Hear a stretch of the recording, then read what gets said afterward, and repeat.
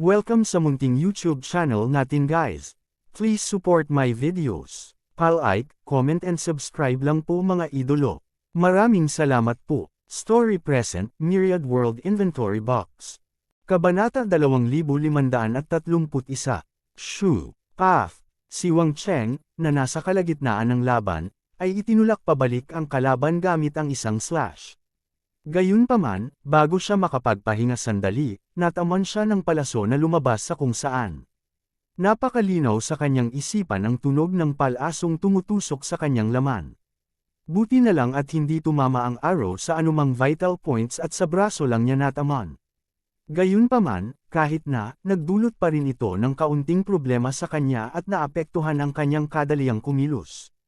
Sa sandaling ito, ang buong larangan ng digmaan ay napuno ng mga tao. Sa ilalim ng gayong mga kalagayan, napakadaling tamaan ng arrow ang iyong sariling mga tao. Sa makatuwid, sa ilalim ng normal na mga pangyayari, ang mga arrow ay hindi gagamitin. Gayunpaman, mayroon pa ring mga tao na gumagamit ng mga arrow ngayon. Ipinakita nito na marami sa mga sundalo sa pinangyarihan ay sira ang pag-iisip. Wala silang pakialam sa karaniwang disiplina sa larangan ng digmaan. Wala silang pakialam sa sitwasyon ng kanilang mga kasama. Para sa kanilang kaligtasan, kaya nilang gawin ang lahat. Ang pana na tumama kay Wang Cheng ay maaaring nagmula sa isang kaaway, o maaaring nagmula ito sa isa sa kanyang mga nasasakupan. Parehong posible, ngunit walang paraan si Wang Cheng para mag-imbestiga. Ni hindi niya alam kung saan nanggaling ang palaso. Malamig na tumingin si Wang Cheng sa paligid. Sa simula, sinubukan niyang tipunin ang kanyang mga subordinate at lumabas sa isang direksyon. Gusto niyang umalis muna sa lugar na ito. Gayunpaman, pagkatapos ng ilang sandali, alam niyang walang saysay ang lahat ng ito. Ito ay dahil masyadong magulo ang eksena. Napakaraming puwersa sa pinangyarihan. Lahat ay pinaghalo-halo at walang pinagkaiba sa isa't isa. Napakahirap para sa kanya na makahanap ng kanyang sariling mga tao at magbigay ng mga utos ng malinaw. Pagkatapos noon, wala nang pagpipilian si Wang Cheng kundi ang talikuran ng ideyang ito. Gusto lang muna niyang protektahan ang sarili niya. Hanggat nabubuhay pa siya, posible pa rin ang lahat. Napuksa man ang mga taong dinala niya, tiwala siyang makakabuo siya ng isa pang koponan. Ito ay lamang na ito ay tumagal ng mas maraming oras. Gayunpaman, ang kasalukuyang sitwasyon ay nagpabagabag kay Wang Cheng. Wala siyang masyadong tao sa tabi niya. Ito ay hindi na ang kanyang mga tao ay pinatay lahat. Sa katunayan, marami pa siyang natitira. Kung tutuusin, isinama lang ng kanyang puwersang rebelde ang mga taong iniwan ni Shi Dafu. Sa makatuwid, ang kanyang puwersa ang may pinakamaraming tao sa eksena. Bagaman ang kanilang kapangyarihan sa pakikipaglaban ay tiyak na hindi ang pinakamalakas, imposibleng mapatay ng kaaway ang lahat ng kanyang mga tao sa maikling panahon. Bukod dito, ang kanyang mga tao ay nahalos sa mga tao ng iba pang puwersa. Walang habas na umaatake ang kalaban. Sa makatuwid, nang ang kanyang mga tao ay namamatay, ang mga tao ng ibang mga puwersa ay namamatay din. Mas kaunting tao si Wang Cheng sa tabi niya dahil nakakalat ang kanyang mga tao. Ito ay dahil sa kabalyerya at dahil na rin sa iba pang puwersa. Kung ito ay isang normal na oras, si Wang Cheng ay hindi masyadong mag-aalala. Gayunpaman, ito ay naiiba ngayon. Masyado talagang magulo ang eksena. Walang kaayusan sa labanan. Maaaring lumipad palabas ang mga arrow anumang oras. Ito ay naging napakahirap para sa kanya na lumaban. Bukod dito, sa ilalim ng gayong mga kalagayan, ito ay lubhang mapanganib. Naunawaan ni Wang Cheng na ang tanging paraan upang malutas ang kasalukuyang sitwasyon ay ang hayaan ang mga kabalyerya ng Wind Absolute Country na mahulog sa kaguluhan. Pagkatapos, hindi na sila aatakihin. Natural, hindi sila mananakot. Gayunpaman, paano gawin ng mga kabalyerya na mahulog sa kaguluhan? Nakaisip ng paraan si Wang Cheng, at iyon ay ang patayin ng commander ng kalaban. Ang commander ng hukbo ay ang kaluluwa ng hukbo. Kapag ang commander ay napatay sa larangan ng digmaan, ang hukbo ay tiyak na mahuhulog sa kaguluhan. Gayunpaman, naunawaan ni Wang Cheng ang puntong ito ngunit walang paraan para gawin ito. Hindi man lang niya kayang protektahan ang sarili niya ngayon, pati na ang paglusob sa pagkubkob sa harapan niya at patayin ang commander ng kalaban na napapaligiran ng 10,000 kabalyero. Mas maganda kung biglang mamatay ang kalaban. Naisip ni Wang Cheng sa kanyang puso. Gayunpaman, alam din niya na ito ay karaniwang imposible. Casual lang niya itong iniisip. Ngayon, maliban sa casual na pag-iisip tungkol dito, ang tanging magagawa niya ay ang patayin ang kalaban at protektahan ang sarili. Kung tungkol sa iba pang mga bagay, maaari lamang niyang ihinto ang pag-iisip tungkol dito. Wala siyang magawa. Sa sandaling ito, si Lin Yu, na nasa gitna ng larangan ng digmaan, ay nakaramdam din ng kawalan. Gayunpaman, ang sitwasyon ni Lin Yu ay bahagyang mas mabuti kaysa kay Wang Cheng. Ito ay dahil may mga bodyguard si Lin Yu sa paligid niya. Sa mga bodyguard na ito na nakapaligid sa kanya, mas nakadama ng kagaanan si Lin Yu. Gayunpaman, ang kalmado sa kanyang puso ay hindi nakabawas sa galit na nararamdaman niya sa mga tao ng Fengju, lalo na kay Mo Lei. Ang kabilang partido ay lantarang nagtaksil sa kanya, na nagparamdam kay Lin Yu ng labis na galit. Kung si Mo Lei ang nasa harapan niya sa mga sandaling ito, hindi niya iisipin na punitin siya. Ang mga tao sa Wind Absolute Country ay talagang hindi mapagkakatiwalaan. Naisip ni Lin Yu sa kanyang puso. Dati, nang magpasya ang dakilang dinastiyang Lu na magkaroon ng usapang pangkapayapaan sa Wind Absolute Country at nilagdaan ng magkabilang panig ang kasunduan sa tigil putukan, naunawaan ng maraming tao sa Imperial Court na ang Wind Absolute Country ay ambisyoso at hindi susuko sa matabang karne ng Great Lu Dynasty. Kahit na ang magkabilang panig ay huminto sa pakikipaglaban ngayon, ngunit hindi nagtagal, ang mga tao sa Wind Absolute Country ay tiyak na magsisimula ng isa pang digmaan. Sa oras na iyon, ang sitwasyon ay magiging mas mapanganib kaysa ngayon. Ang ilan sa mga maharlikang pamilya ay hinulaan ito at gumawa ng ilang mga paghahanda. Sa makatuwid, sinasadya ni Lin Yu ang pagpapanatili ng magandang relasyon kay Lu Yixia upang makapaghanda para sa isang posibilidad sa hinaharap. Gayunpaman, ngayon tila ang enerhiya na ginugol kay Lu Yixia ay ganap na nasayang. Si Lu Yixia ay patay na. At ngayon, matapos marinig ang usapin ngayon, malinaw na nakita ni Lin Yu ang kalupitan ng mga tao ng Fengju at ang kawalang puso ng mga tao ng Fengju. Lalo pa siyang natitiyak sa kanyang puso na sa nalalapit na hinaharap, tiyak na sasalakayin muli ng mga tao ng Fengju ang dakilang dinastiyang Lu. Gayunpaman, kahit na alam niya ang tungkol sa sitwasyong ito ngayon, ito ay walang silbi. Hindi nito maiwasang makatakas, nasa panganib pa rin siya. Bagamat pansamantala siyang ligtas, masyadong magulo ang eksena. Maaaring mangyari ang anumang bagay. Kaya naman, gusto pa rin niyang umalis sa lugar na ito sa lalong madaling panahon. Gayunpaman, hindi siya maaaring umalis dahil lamang sa gusto niya. Nakatingin lang siya nang walang magawa habang ang mga taong dinala niya ay patuloy na lumiliit sa ilalim ng pamumuno ng kabalyerya ng Wind Extreme Country. Wala siyang masyadong magagawa. Si Mo Lei ay kampante sa oras na ito at wala sa mood na isipin ang mga iniisip ng kanyang mga kaaway. Sa orihinal, ang labanan ngayon ay isang krisis para sa kanya at sa buong Wind Absolute Country.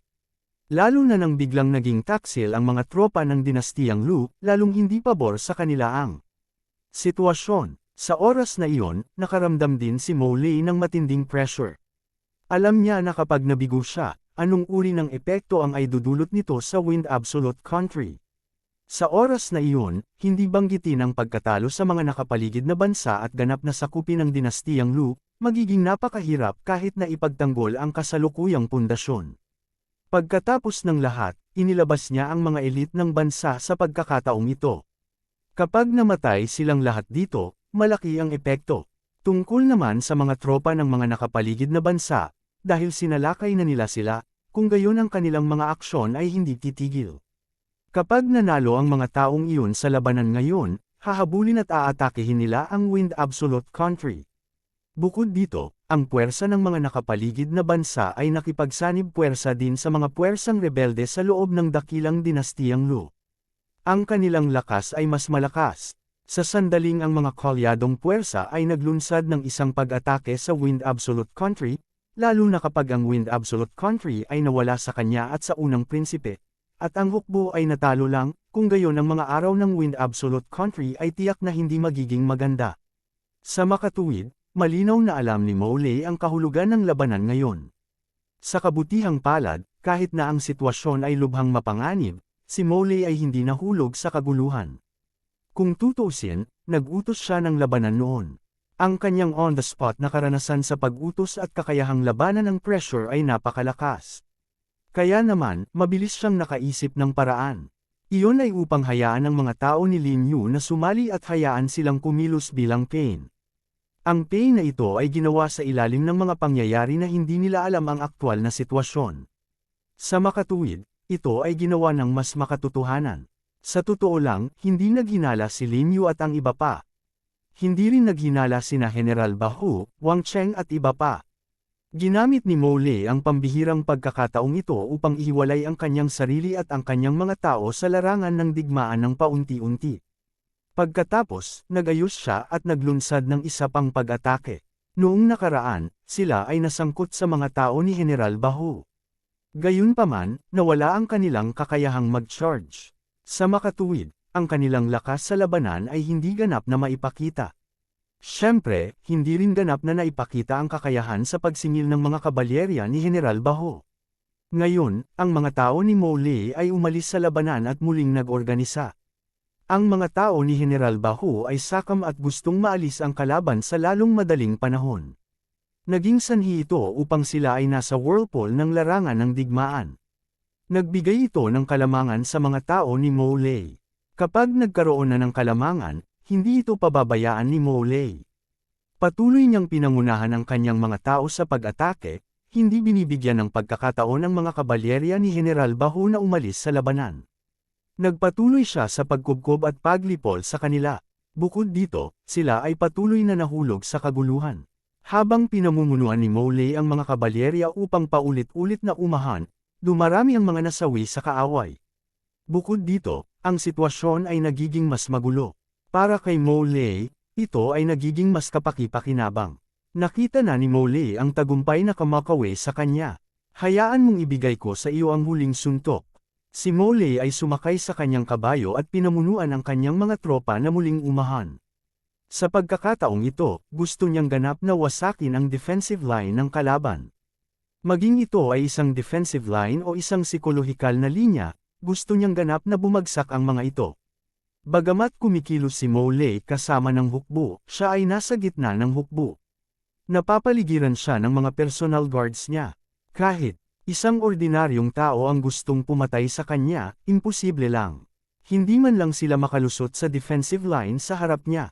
Not to mention, maraming malalakas na personal guard ang nakapaligid sa kanya. Sa makatuwid, kung pipiliin ng isang tao na patayin si Mo Lei, talagang hindi ito magtatagumpay. Hindi bababasa, si Mo Lei mismo ang nag-isip. Kung siya ay pinatay sa ilalim ng gayong mabigat na proteksyon, kung gayon ay talagang nakakita siya ng isang multo. Gayunpaman, ngayon, talagang nakakita ng multo ang kabalyerya ng Wind Absolute Country at ang mga personal na gwardya ni Mo Lei. Si Mo Lei, na tumatakbo, ay namatay. Kabanata 2532. Talagang patay na si Mo Lei. Nang muling sumalakay ang mga kabalyero ng Wind Absolute Country sa pinaghalong hukbo, biglang nahulog si Mo Lei mula sa kanyang kabayo nang walang anumang dahilan. Pagkatapos, siya ay tinapakan sa meat paste ng mga kabayong tumatakbo sa likuran niya. Bagamat hindi bata si Mo Lei, ang kanyang pangangabayo ay napakaganda pa rin. Imposibleng mahulog siya mula sa kanyang kabayo nang walang dahilan. May nangyari siguro habang tumatakbo, na naging dahilan ng pagkahulog niya mula sa kanyang kabayo. Gayunpaman, walang nakakaalam kung ano ang nangyari sa kanya. Maging ang mga bodyguard na nakasunod sa kanya ay hindi nadiskubre ang nangyari noon. Sa panahon ng proseso ng pagtakbo, nakapaligid sila kay Mo Lei.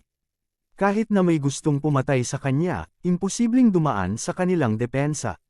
Not to mention, wala silang nadiskubre. Nahulog si Mo Lei mula sa kanyang kabayo, ngunit hindi man lang naapektuhan ang mga bodyguard sa paligid niya.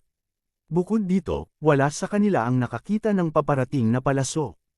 Si Mo Lei ay hindi nakatagpo ng anumang sitwasyon ng pag-atake. May problema kaya si Mo Lei sa kanyang katawan? Iyon ba ang dahilan kung bakit siya nahulog mula sa kabayo?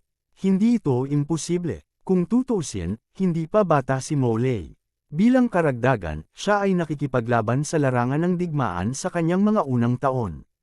Hindi imposibleng may mga tinatagong sakit ang kanyang katawan. Biglang sumabog ito sa larangan ng digmaan, kaya hindi niya napigilan ang sarili at nahulog mula sa kanyang kabayo. Dapat malaman ng isa na sa oras na ito, sila ay nasa isang estado ng high-speed charging. Napapaligiran sila ng mga kabayo. Sa ilalim ng gayong mga kalagayan, ganap na walang posibilidad na mabuhay kung mahulog siya mula sa kanyang kabayo. Ang mga kabalyero sa likod ni Molly ay walang kahit kaunting oras para mag-react. Direkta nilang tinapakan ang katawan ni Molly. Tungkol naman sa mga kabalyero sa likod, wala silang nakita at dumaan pa rin sa bilis. Sa makatuwid, sa isang kisap mata, si Molly ay natapakan na ng mga kabayo. Kahit alam nilang hindi siya namatay nang mahulog siya mula sa kanyang kabayo, alam nilang hindi siya mabubuhay ngayon. Gayunpaman, ang hindi alam ng lahat ay nang mahulog si Molly mula sa kanyang kabayo, patay na siya. Ang taong pumatay sa kanya ay natural na si Huang Feng na nakatago sa karamihan. Si Huang Feng ay naghihintay sa pagdating ni Molly. Nang pamunuan ni Molly ang mga kabalyerya upang muling maniningil, natural na hindi pa kakawalan ni Huang Feng ang gayong pagkakataon. Bagamat si Molly ay nasa gitna ng 10,000 kabalyerya at napapaligiran ng maraming bodyguard, hindi mahirap para kay Huang Feng na patayin siya. Kasama ni Huang Feng si Xiao Ying, kaya maaga niyang natukoy ang posisyon ni Molly. Nalock din niya ang aura ni Molly. Pagkatapos noon, nang palapit si Molly sa kanya, umatake siya mula sa karamihan. Sa pagkakataong ito, ginamit ni Huang Feng ang kanyang panloob na enerhiya para i-condense ito sa kanyang daliri. Ito ay tulad ng isang nakatagong armas na inilabas. Siyempre, hindi. Ito nang walang aksidente. Kung tutuusin, masyadong magulo ang eksena at madalas na nagbabago ang mga posisyon ng mga tao. Sa proseso ng pagpatay kay Molly, aksidente, napatay ni Huang Feng ang ilang tao mula sa ibang puwersa. Buti na lang at malakas na siya. Sa maikling panahon, naglunsad na siya ng ilang pag-atake. Sa huli, namatay pa rin si Molly sa ilalim ng lakas ng kanyang daliri. Ang enerhiya na ito ay walang anumang anyo, kaya ang mga bodyguard sa tabi ni Molly ay hindi nakapansin ng anumang sandata para salakayin si Molly. Ang enerhiya ng daliri ni Huang Feng ay direktang umatake sa dibdib ni Molly. Matapos makapasok ang enerhiya ng daliri sa kanyang katawan, durog na ang puso ni Molly. Pagkatapos noon, natural na hindi mapanatili ni Molly ang kanyang balanse sa kabayo at nahulog mula rito. Pagkatapos, ilang beses siyang tinapakan ng mga kabalyerong nasa likuran niya. Tumigil ka, huminto ang lahat. Nang makita ng mga bodyguard ni Molly na nahulog si Molly mula sa kanyang kabayo, agad silang nag-utos na itigil ang pagsingil. Bagaman halos imposible para sa isang tao na makaligtas sa pagkahulog mula sa isang kabayo sa ilalim ng gayong mga kalagayan, paano kung nangyari ito? May pag-asa pa rin ang mga bodyguard ni Molly sa kanilang mga puso. Kahit na may bakas lamang ng pag-asa, hindi nila maaaring baliwalain ang buhay ni Molly. Sa kabilang banda, ang mga personal na gwardya ni Molly ay may impluwensya sa pamumuno ng buong hukbo. Kadalasan, si Molly ang mamumuno sa pamamagitan ng kanyang mga personal na gwardya sa larangan ng digmaan. Kaya naman, matapos marinig ang utos ng mga personal na gwardya ni Molly, ang mga kabalyerong nasa likuran nila ay dahan-daang bumagal habang ang mga kabalyerong nasa harapan nila ay bumagal din. Gayunpaman, ito ay isang larangan ng digmaan pagkatapos ng lahat. Kakalunsad pa lang nila ng pag-atake sa mga tao mula sa ibang puwersa. Kung pinananatili nila ang kanilang high-speed running state, ang iba ay walang magagawa sa kanila. Ngunit ngayong huminto na sila, natural na hindi bibitawan ng iba ang pagkakataong ito. Magandang pagkakataon. Nang makita ang mga kabalyero ng Wind Absolute Country ay biglang huminto, bagamat hindi nila naiintindihan ang dahilan, nagliwanag sina Wang Cheng, General Bahu, at maging ang mga mata ni Lin Yu. Agad nilang napagtanto na ito ay isang magandang pagkakataon. Kaagad, dinala nila ang ilang tao sa paligid nila at sumugod patungo sa kabalyero ng Wind Absolute Country. Kasabay nito, sinubukan nila ang kanilang makakaya na magtipon ng mas maraming lalaki upang maglunsad ng pag-atake sa mga kabalyero ng Wind Absolute Country. Siyempre, hindi nila hiniling na patayin ang mga kabalyero ng Wind Absolute Country. Ang gusto nilang gawin ay suluhin sila at mahulog sa magulong labanan. Walang paraan para maglunsad sila ng pag-atake. Kung gayon, ang mga kabalyerya ng Wind Absolute Country ay magiging mas kaunting banta sa kanila. Kaya naman, kinailangan na nilang samantalahin ang pagkakataong saluhin ang kabalyerya ng Wind Absolute Country na hindi pa umaalis. At naranasan na ng mga tao sa pinangyarihan ang kapangyarihan ng kabalyerya ng Wind Absolute Country. Kaya, alam nila kung ano ang kahihinatnan kung sila ay maningil muli. Kaya, kahit na ang larangan ng digmaan ay magulo at hindi nila natanggap ang mga opinyon ng mga general, hindi nila namamalayan na naglunsad pa rin sila ng pag-atake sa mga kabalyero ng Wind Absolute Country. Niligawan nila sila at hindi sila pinayagang umalis. Saglit, ang kabalyerya ng Wind Absolute Country ang naging karaniwang target ng lahat ng naroroon. Maging ang mga tauhan ni Lin Yu ay naglunsad din ng pag-atake sa mga kabalyerya ng Wind Absolute Country. Ito ay dahil ang mga kabalyero ng Wind Absolute Country ay inatake ang lahat ng walang pinipili, na ikinagalit ng lahat. Kaya naman sila ay baliw na gumanti sa kanila. At sa oras na ito, walang masyadong pakialam ang mga personal na gwardya ni Mowley. Sa kanilang mga puso, maaari silang matalo sa labanan ngunit walang maaaring mangyari kay Mowley. Pagkatapos ng lahat, kahit na matalo sila sa labanang ito, hanggat nandoon si Mowley, maaga o huli, mapapanalo nila ito. Gayunpaman, kapag naaksidente si Mowley, magiging malaking kawalan ito sa kanila at sa buong Wind Absolute Country. At hindi nila kayang matalo. Hindi kayang matalo ng Wind Absolute Country. Gayunpaman, ang katotohanan ay malupit. Pagdating nila sa lugar kung saan nahulog si Mowley, natuklasan nila na nawalan na ng hininga si Mowley. Ngayon pa lang ay napakamiserable ng kanyang itsura. Malubha ang kanyang katawan at maging ang kanyang mukha ay naapakan. Kung ang mga personal na gwardya na ito ay hindi masyadong pamilyar kay Mowley, hindi nila mahulaan ang kanyang pagkakakilanlan. Ang isang marangal na commander ng isang bansa, isang taong tulad ng Diyos ng digmaan, ay talagang namatay ng napakalungkot. Ang hirap talaga nilang tanggapin. Patay na ang commander, patay na ang commander. Hindi napigilan ng mga personal na gwardya ni Mowley na sumigaw. Nawala ang kanilang katatagan pangunahin dahil medyo hindi nila matanggap ang katotohanan. Si Mowley, sa Wind Absolute Country, ay isang pag-iral tulad ng God of War. Siya ay isang buhay na alamat at nakaranas ng hindi mabilang na malaki at maliliit na labanan. Gayunpaman, sa bawat pagkakataon, nabubuhay siya at pinangunahan pa niya ang kanyang mga tauhan sa tagumpay. Sa puso ng mga sundalo ng Wind Absolute Country, isa na siyang invincible figure. Sa puso ng mga personal na gwardya ni Mowley, si Mowley ay isang pag-iral tulad ng isang totem. Nasaksihan nila ang lahat ng uri ng mga himala gamit ang kanilang sariling mga mata at matagal nang naniniwala na walang makakapatay kay Mowley sa larangan ng digmaan. Ang tanging bagay na maaaring pumatay kay Mowley ay oras lamang. Gayunpaman, namatay si Mowley sa harap nila sa larangan ng digmaan. Bukod dito, siya ay namatay sa isang kahabag-habag na paraan. Dahil dito, hindi ito matanggap ng mga personal na gwardya ni Mowley. Hindi nila napigil ang sumigaw. Gayunpaman, ang mga personal na gwardya ay nakalimutan na sila ay nasa larangan pa rin ng digmaan at nakikipaglaban. Sa orihinal, hindi alam ng ibang mga sundalo na namatay si Mowley at mataas pa rin ang kanilang moral.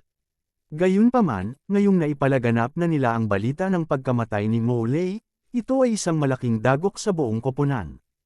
Ang makapangyarihan at walang talo na commander ay talagang namatay. Maraming sundalo ang katulad ng mga personal na gwardya ni Mowley at hindi matanggap ang ganoong resulta. Hindi nila naisip na si Mowley ay mamamatay sa larangan ng digmaan, lalo na kapag sila ay nasa isang magandang posisyon. Namatay siya nang walang anumang babala. Ito ay hindi makatwiran. Kaagad, maraming tao ang nagpahayag ng kanilang mga pagdududa. Gayunpaman, mayroon ding mga tao na nagpahayag ng kanilang paniniwala dahil ang impormasyong ito ay ipinasa ng mga personal na gwardya ni Mowley. Hindi dapat mali. Saglit, ang mga puso ng kabalyerya na dinala ni Mowley ay nagkagulo. Sa sandaling ito, ang mga tao mula sa iba pang puwersa sa larangan ng digmaan ay nakapaligid at nilipol ang mga kabalyero ni Mowley. Nagkagulo ang mga kabalyerya ni Mowley dahil sa biglaang pagkamatay ng kanilang commander. Saglit, talagang nawalan sila ng ayos at hindi makatakas sa pagkakasalubong ng kalaban sa pinakamagandang oras. Dahil dito, sila mismo ay nahulog sa kaguluhan. Sa larangan ng digmaan, ang bentahe ng bilis mula sa dati ay ganap na. Nawala. Gayunpaman, ang nagsimula ng lahat ng ito, si Huang Feng, ay itinago na ang kanyang mga tagumpay at reputasyon. Umalis na siya sa larangan ng digmaan at bumalik sa tabi ni Prinsesa Qi. Huang Feng, okay ka lang ba? Sa sandaling bumalik si Huang Feng, nilapitan siya ni Prinsesa Qi at nag-aalalang nagtanong. Nag-aalala siya mula nang umalis si Huang Feng. Gayunpaman, alam din niya na wala siyang pakinabang kahit na umalis siya. Maaari lamang siyang manatili dito. Ayos lang ako, ngumiti si Huang Feng. Kabanata 2533. Para kay Huang Feng, ang pagpatay sa Commander-in-Chief ng kalaban sa gitna ng isang hukbo na may 10,000 ay hindi isang mahirap na gawain. Lalo na kapag ito ay isang mundo ng mababang martial arts. Kahit na ang mga taong ito ay may ilang mga kasanayan, ito ay hindi gaanong. Niwala silang panloob na enerhiya, kaya gaano sila kalakas. Sa makatuwid, hindi madarama ni Huang Feng ang labis na pressure na pumatay ng sinuman. Kahit na ang kabilang partido ay commander-in-chief ng isang bansa at napapaligiran ng 10,000 sundalo, ganoon pa rin. Ito rin ang dahilan kung bakit kumpiyansa si Huang Feng na makakaalis siya kasama si Prinsesa Qi. Bukod dito, hindi ito makakaapekto sa kaligtasan ng Great Lu Empire. Magagawa ni Huang Feng ang ginawa niya noon at ngayon at pumatay ng ilang mahahalagang tao ng Wind Extinction Nation. Halimbawa, sina Luisa at Moulay. Pagkatapos, ang Wind Extinction Nation ay mahuhulog sa kaguluhan. Sa ganitong paraan, wala silang lakas na humanap ng gulo sa Great Lu Empire. Siyempre, kung hindi sapat ang pagpatay sa 2 taong ito, hindi utol si Huang Feng na maglakbay sa imperial na palasyo ng Wind Extinction Nation at makipag-usap ng mabuti sa Emperor ng Wind Extinction Nation.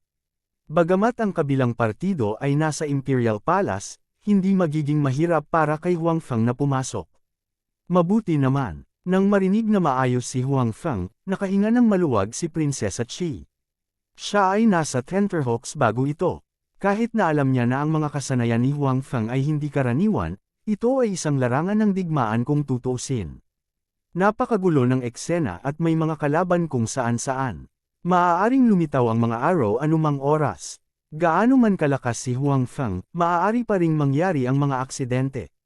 Pagkatapos ng lahat, nanatili si Huang Feng upang protektahan siya. Hindi ninais ni Prinsesa Qi na masaktan si Huang Feng dahil dito. Iyon ay magiging lubhang hindi komportable sa kanya. Oh, ano bang nangyayari sa harap?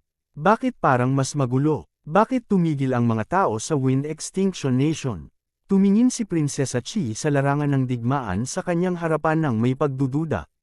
Alam niya na pumunta si Huang Feng sa larangan ng digmaan, ngunit hindi niya alam kung bakit pumunta doon si Huang Feng. Sa makatuwid, hindi niya alam na ang kaguluhan doon ay may kaugnayan kay Huang Feng.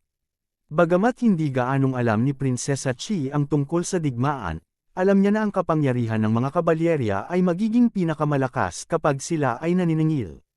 Nakita rin ni Prinsesa Qi kung gaano kalaki ang pinsalang na idulot ng kabalyerya ng Wind Extinction Nation sa mga tao ng iba pang kapangyarihan.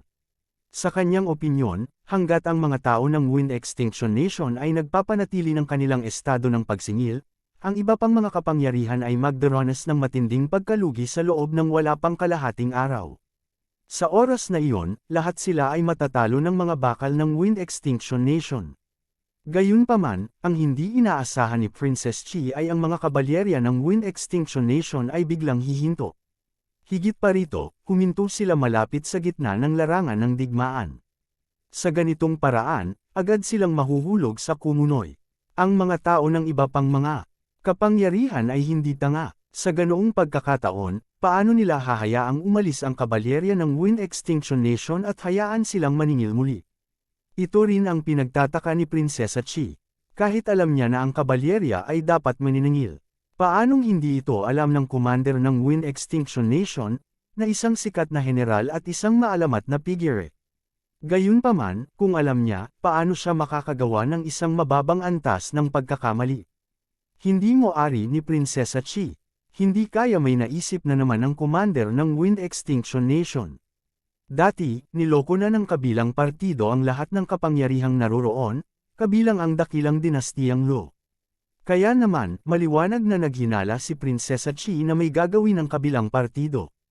Patay na ang commander nila, kaya natural na magulo. Matapos marinig ang tanong ni Prinsesa Chi, casual na sumagot si Huang Feng. Patay na ang commander. Sabi mo patay na si Mo Lei. Paano ito posible? Hindi makapaniwalang sabi ni Princess Chi. Narinig niya ang pangalan ni Mo Lei nang higit sa isang beses bago siya umalis sa Imperial Palace. Sa tuwing binabanggit ng kanyang maharlikang kapatid ang pangalang ito, mapupuno ng galit ang mukha nito. Ito ay dahil ang pangalang ito ay isang heroic na pag-iral sa Wind Extinction Nation. Gayunpaman, sa dakilang dinastiyang Lu, siya ay parang demonyo. Sa tuwing lilito ang pangalang ito, magdudulot ito ng malaking sakuna sa dakilang dinastiyang Lu. Sa makatuwid, alam na ni Prinsesa Chi na si Mo Lei ay isang may kakayahang tao noong siya ay nasa Imperial Palace. Hindi niya alam kung ilang beses na siya napunta sa larangan ng digmaan, ngunit hindi siya kailanman nasangkot sa anumang problema. Kagabi, opisyal na rin niya itong nakilala sa unang pagkakataon. Nararamdaman din niya na hindi ito isang ordinaryong tao. Ang aura lang na binigay niya ay hindi isang bagay na may kukumpara ng isang ordinaryong tao. Gayunpaman, talagang sinabi ni Huang Feng na ang gayong pinaghalong bayani at demonyo ay patay na. Paanong hindi mabigla si Prinsesa Chi? Talagang patay na siya. Walang pakialam na sabi ni Huang Feng. Pinatay ko siya. Walang maipagmamalaki si Huang Feng. Sa kanyang kasalukuyang lakas, ang pagpatay sa isang ordinaryong tao tulad ni Mo Lei ay isang napakasimpleng bagay. Wala talagang dapat ipagmalaki. Gayunpaman, laking gulat ni Prinsesa Chi na halos malaglag ang kanyang panga. Bagamat alam niyang napakalakas ni Huang Feng at nakita niya ito ng sarili niyang mga mata, hindi niya inaasahan na ganoon kalakas si Huang Feng. Ang commander ng kaaway ay nasa ilalim ng proteksyon ng napakaraming sundalo. Paano niya ito mapapatay sa ganoong sitwasyon? Agad na natauhan si Prinsesa Chi at sinabing, kanina ka pa umalis para patayin si Mo Lei. Oo, tumango si Huang Feng. Gayunpaman, lalo nitong ikinagulat si Prinsesa Chi. Nahirapan siyang tanggapin. Kailangang malaman ng isa na si Huang Feng ay umalis lamang sandali. Talagang hindi maisip na kaya niyang patayin ang commander ng kaaway sa napakaikling panahon. Si Huang Feng ay napakalakas. Nadama ni Prinsesa Chi na kung magplano ng mabuti si Huang Feng at pagkatapos ay papatayin si Mo Lei, hindi magiging imposible para sa kanya na patayin si Mo Lei na nasa ilalim ng matinding proteksyon. Gayunpaman, si Huang Feng ay walang anumang maselang plano. Ito ay mas tulad ng isang kusang desisyon. Bukod dito, sa napakaikling panahon, wala siyang panahon para magplano ng kahit ano. Bilang karagdagan, sila ay kasalukuyang nasa larangan ng digmaan. Si Mo Lei at ang kanyang mga personal na gwardya ay tiyak na magiging lubhang maingat at maingat. Ang proteksyon sa paligid ay magiging mas mahigpit din. Sa ilalim ng gayong mga kalagayan, ang pagpatay sa kabilang partido ay walang alinlangan na mas mahirap kaysa sa pagpatay sa kanila. Gayunpaman, pinatay ni Huang Feng si Mo Lei sa mas mababa sa oras na kinuha para masunog ang isang insenso. Ito ay talagang masyadong hindi kapani-paniwala. Ito rin ang nagpaunawa kay Prinsesa Chi na bagamat inakala niyang napakalakas ni Huang Feng, tila minamaliit pa rin niya ang lakas ni Huang Feng. Si Huang Feng ay napakalakas, masyadong malakas. Nagningning ang mga mata ni Princess Chi. Alam niya ang tungkol sa kakayahan at katayuan ni Mo Lei sa Wind End Nation. Sa madaling salita, pagkatapos ng kamatayan ni Mo Lei, ang lakas ng labanan ng hukbo ng Wind End Nation ay bababa ng isang antas. Pagkatapos ng lahat, ang kakayahan at karanasan ni Mo Lei sa pamumuno noon ay lubos na nagpapataas ng lakas ng hukbo ng Wind End Nation. Ang kanyang pagkamatay ay tiyak na magkakaroon ng malaking epekto sa hukbo ng Wind End Nation at maging sa buong bansa. Masyadong mataas ang status ni Mo Lei sa Wind End Nation. Napakataas nito na kahit ang isang prinsipe na tulad ni Lu Yize ay hindi may kukumpara sa kanya. Kailangan niyang maging maingat kapag kaharap si Mo Lei.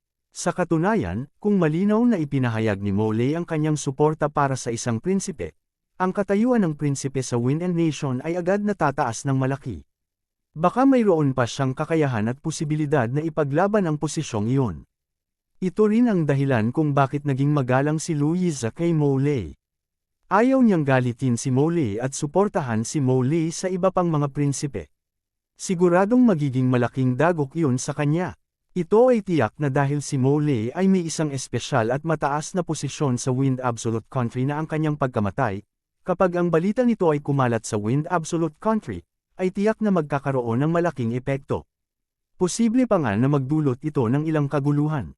Kapag nagkaroon ng kaguluhan sa Wind End Nation, mas magiging komportable ang Great Lu Empire. Sa oras na iyon, ang Wind End Nation ay hindi magkakaroon ng kakayahang makahanap ng problema sa Great Lu Empire sa maikling panahon. Sa pag-iisip nito, nagliwanag ang mga mata ni Prinsesa Chi nang tumingin siya kay Huang Feng. Dati, sinabi ni Huang Feng na maaari niyang ilayo siya at hindi niya ilalagay ang Great Lu Empire sa mahirap na posisyon.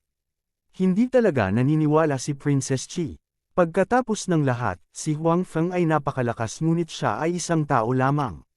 Maaari niyang gamitin ang kanyang malakas na paraan upang ilayo siya rito. Gayunpaman, hindi niya mapigilan ang Wind End Nation na maghiganti sa Great Lu Empire. Gaano man kalakas si Huang Feng, hindi niya mababago ang desisyon ng isang bansa. Gayunpaman, sa magkasunod na pagkamatay ni Lu Yixia at Mo Lei, nakita ni Prinsesa Chi ang pag-asa.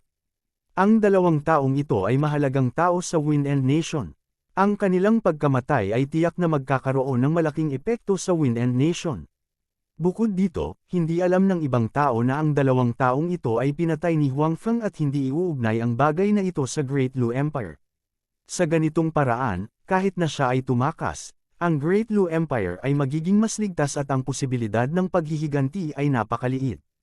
Hindi naman sa ayaw maghiganti ng Wind End Nation, pero wala silang lakas para gawin iyon. Hindi bababasa, iyon ang kaso sa loob ng maikling panahon. Kung ano ang mangyayari pagkatapos ng mahabang panahon, iyon ang dapat isaalang-alang ng kanyang kapatid. Pagkatapos ng lahat, ang alyansa ng kasal ay upang bumili lamang ng ilang taon ng oras. Ngayong nakatakas na siya, hindi na kailangan ang alyansa ng kasal. Bumili rin siya ng ilang taon ng oras para sa pagunlad. Bagamat hindi ito isang bagay na ipinaglaban niya, hindi ito masamang bagay para sa Great Lu Empire. Naniniwala din si Prinsesa Chi na tiyak na gagamitin ng kanyang kapatid ang ilang taon ng oras na ito para mapaunlad ng maayos ang Great Lu Empire. Bagamat hindi posible para sa Great Lu Empire na makabawi sa pinakamataas na kalagayan nito, malaki pa rin ang pag-asa para sa kanila na mabawi ang ilan sa kanilang lakas at makipaglaban muli sa Wind Absolute Country. Matapos maunawaan ang lahat ng ito, nagkaroon si Prinsesa Chi ng mas magandang impresyon kay Huang Feng sa kanyang puso. Masasabing lahat ng oras na ito ay ipinaglaban ni Huang Feng. Bukod dito, ang epekto ay mas mahusay kaysa sa alyansa ng kasal.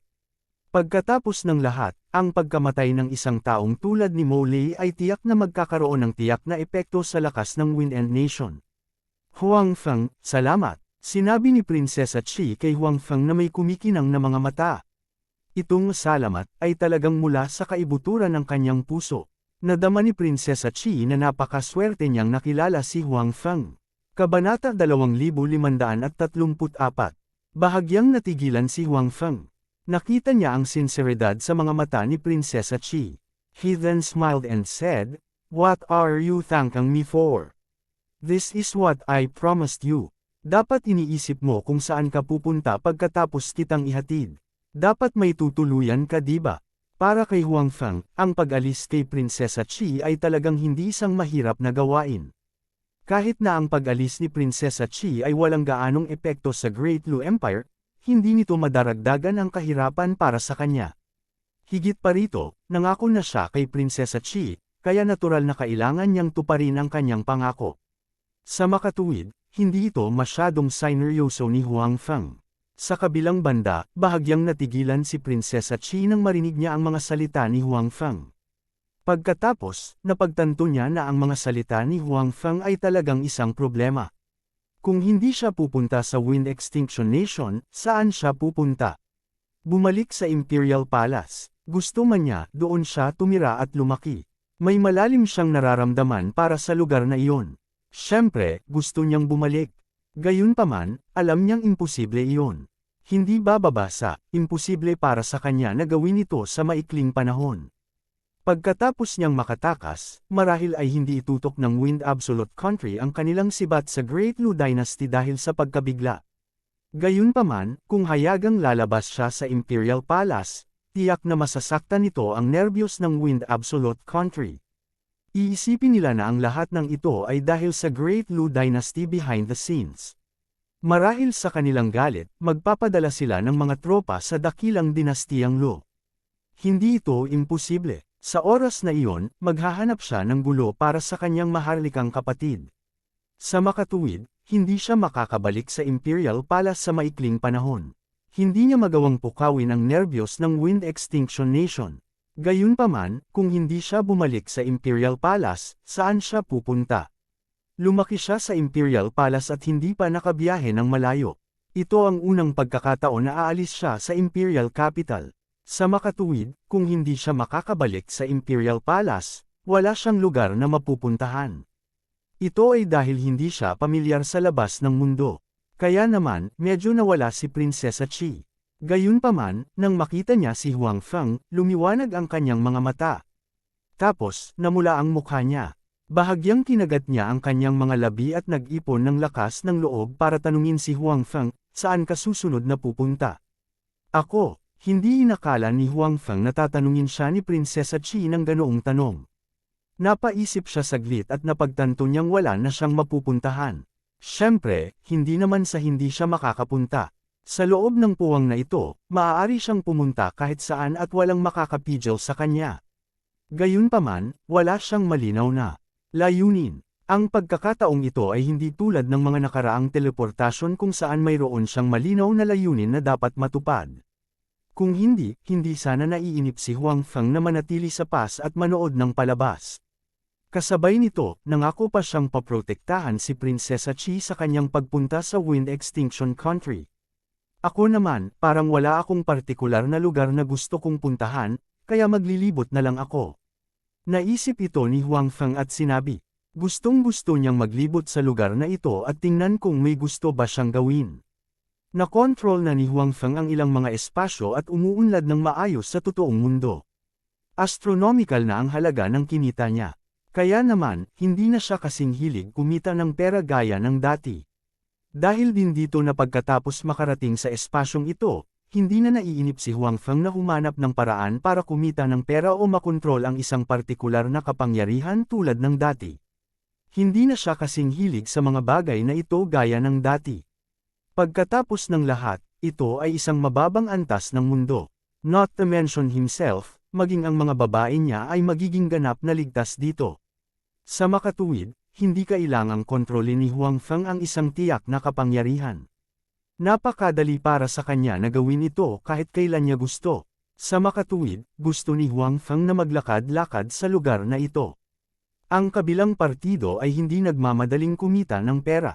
Kung ganoon, pwede ba kitang sundan? Mahinang tanong ni Prinsesa Chi. Lalong tumindi ang nahihiyang pagmumukha niya. Sundan mo ako. Hindi inaasahan ni Huang Feng na sasabihin ito ni Prinsesa Chi. Tiningnan niya ang nahihiyang pagmumukha ni Prinsesa Chi at naisip niya, hindi kaya nahulog na sa akin ang babaeng ito. Hindi nakaugalian ni Huang Feng ang pagiging narcissistic. Hindi naman sa hindi niya naiintindihan ang nararamdaman ng isang lalaki at isang babae. Kaya lang marami siyang babae sa tabi, kaya mas naiintindihan niya ang aspetong ito. Sa sandaling ito, ang mahiyain at mahiyain na hitsura ni Prinsesa Chi ay parang isang dalagang umiibig. Bata pa si Prinsesa Chi at lumaki sa ilalim ng iba't ibang uri ng proteksyon.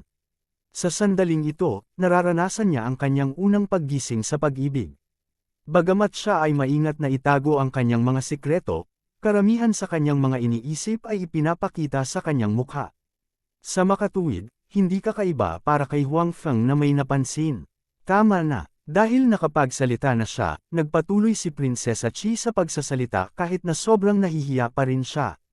Gayunpaman, hindi siya nang ahas na tumingin sa mga mata ni Huang Feng.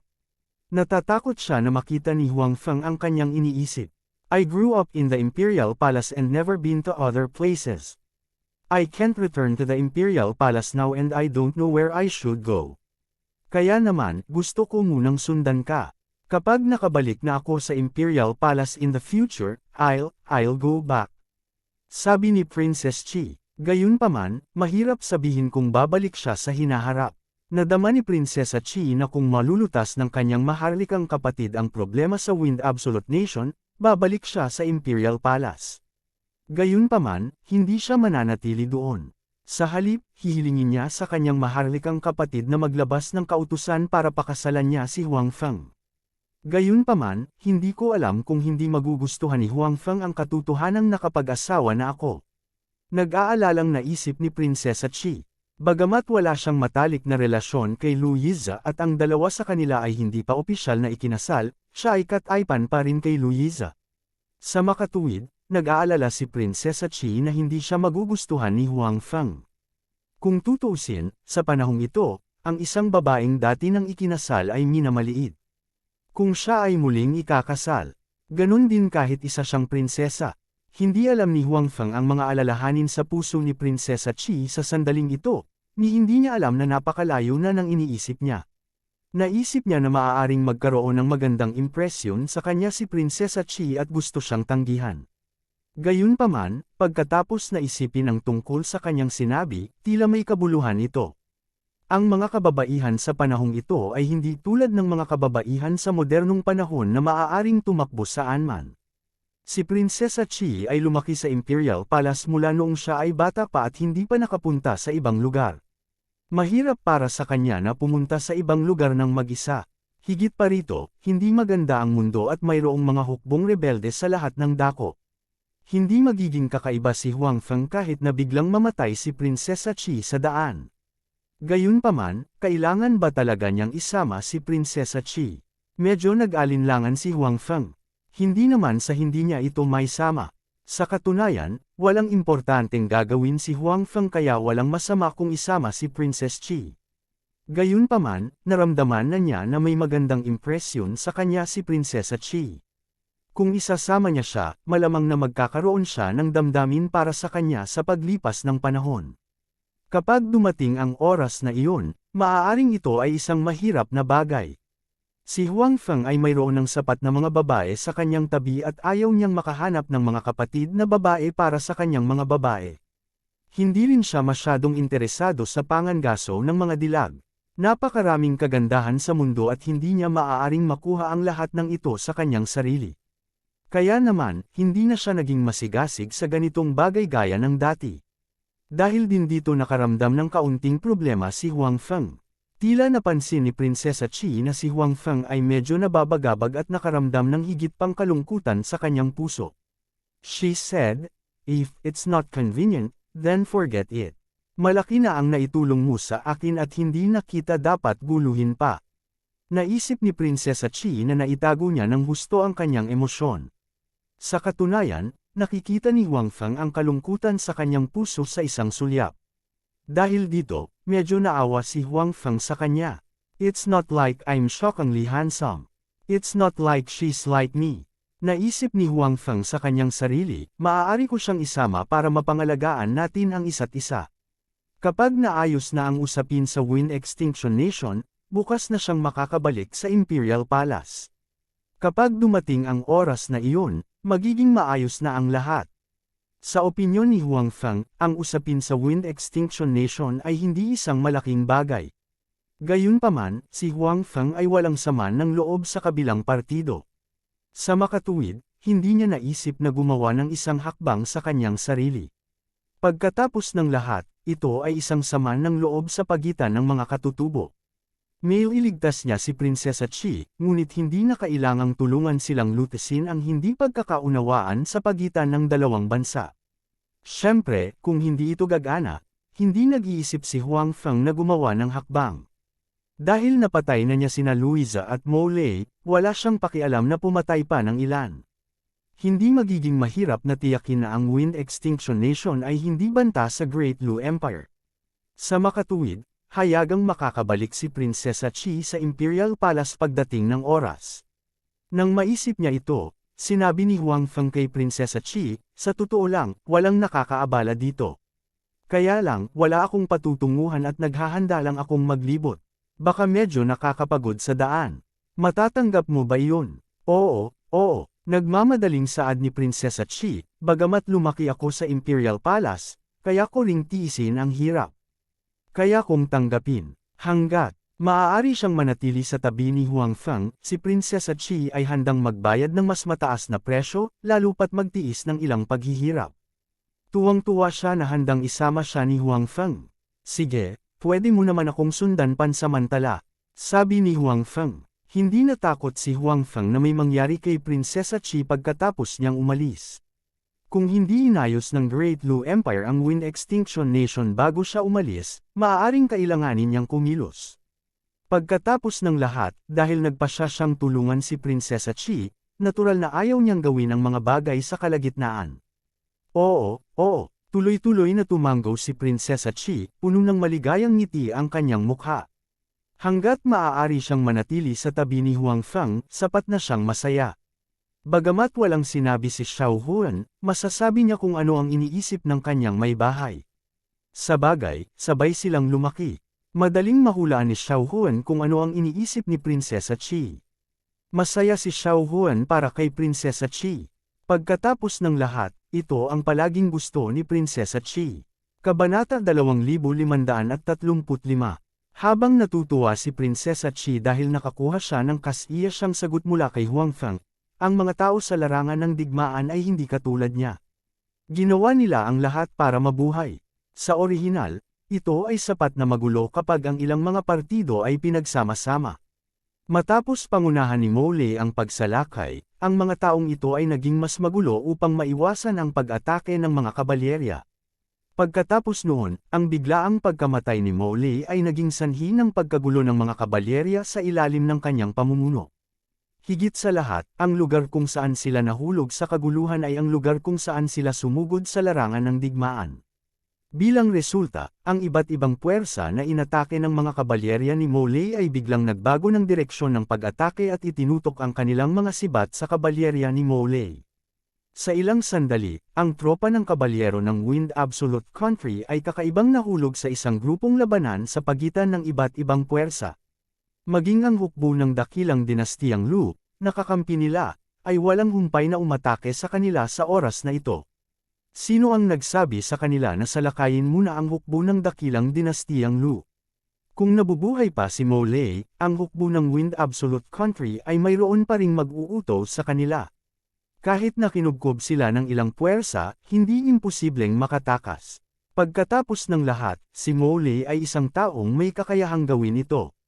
Gayunpaman, patay na si Mole. Namatay siya nang hindi alam kung bakit. Alam na ng ilan sa mga kabalyerya ng Wind Absolute Country ang tungkol sa bagay na ito, ngunit mas marami pa sa kanila ang hindi alam ang tungkol sa bagay na ito. Hindi nila alam kung bakit biglang tumigil ang buong hukbo. Nakita lang nila na ginagawa ito ng kanilang mga kasama at naisip nila na ito ang utos ni Mole. Nang walang utos ni Mole, ang kabalyeryang nakatingin sa kanila kanina ay biglang nagkagulo. Ang command system ay tila nag-malfunction. Karaniwan, ang reputasyon ni Mole sa hukbo ay napakataas. Para siyang Diyos ng digmaan at walang makakapalit sa kanyang posisyon.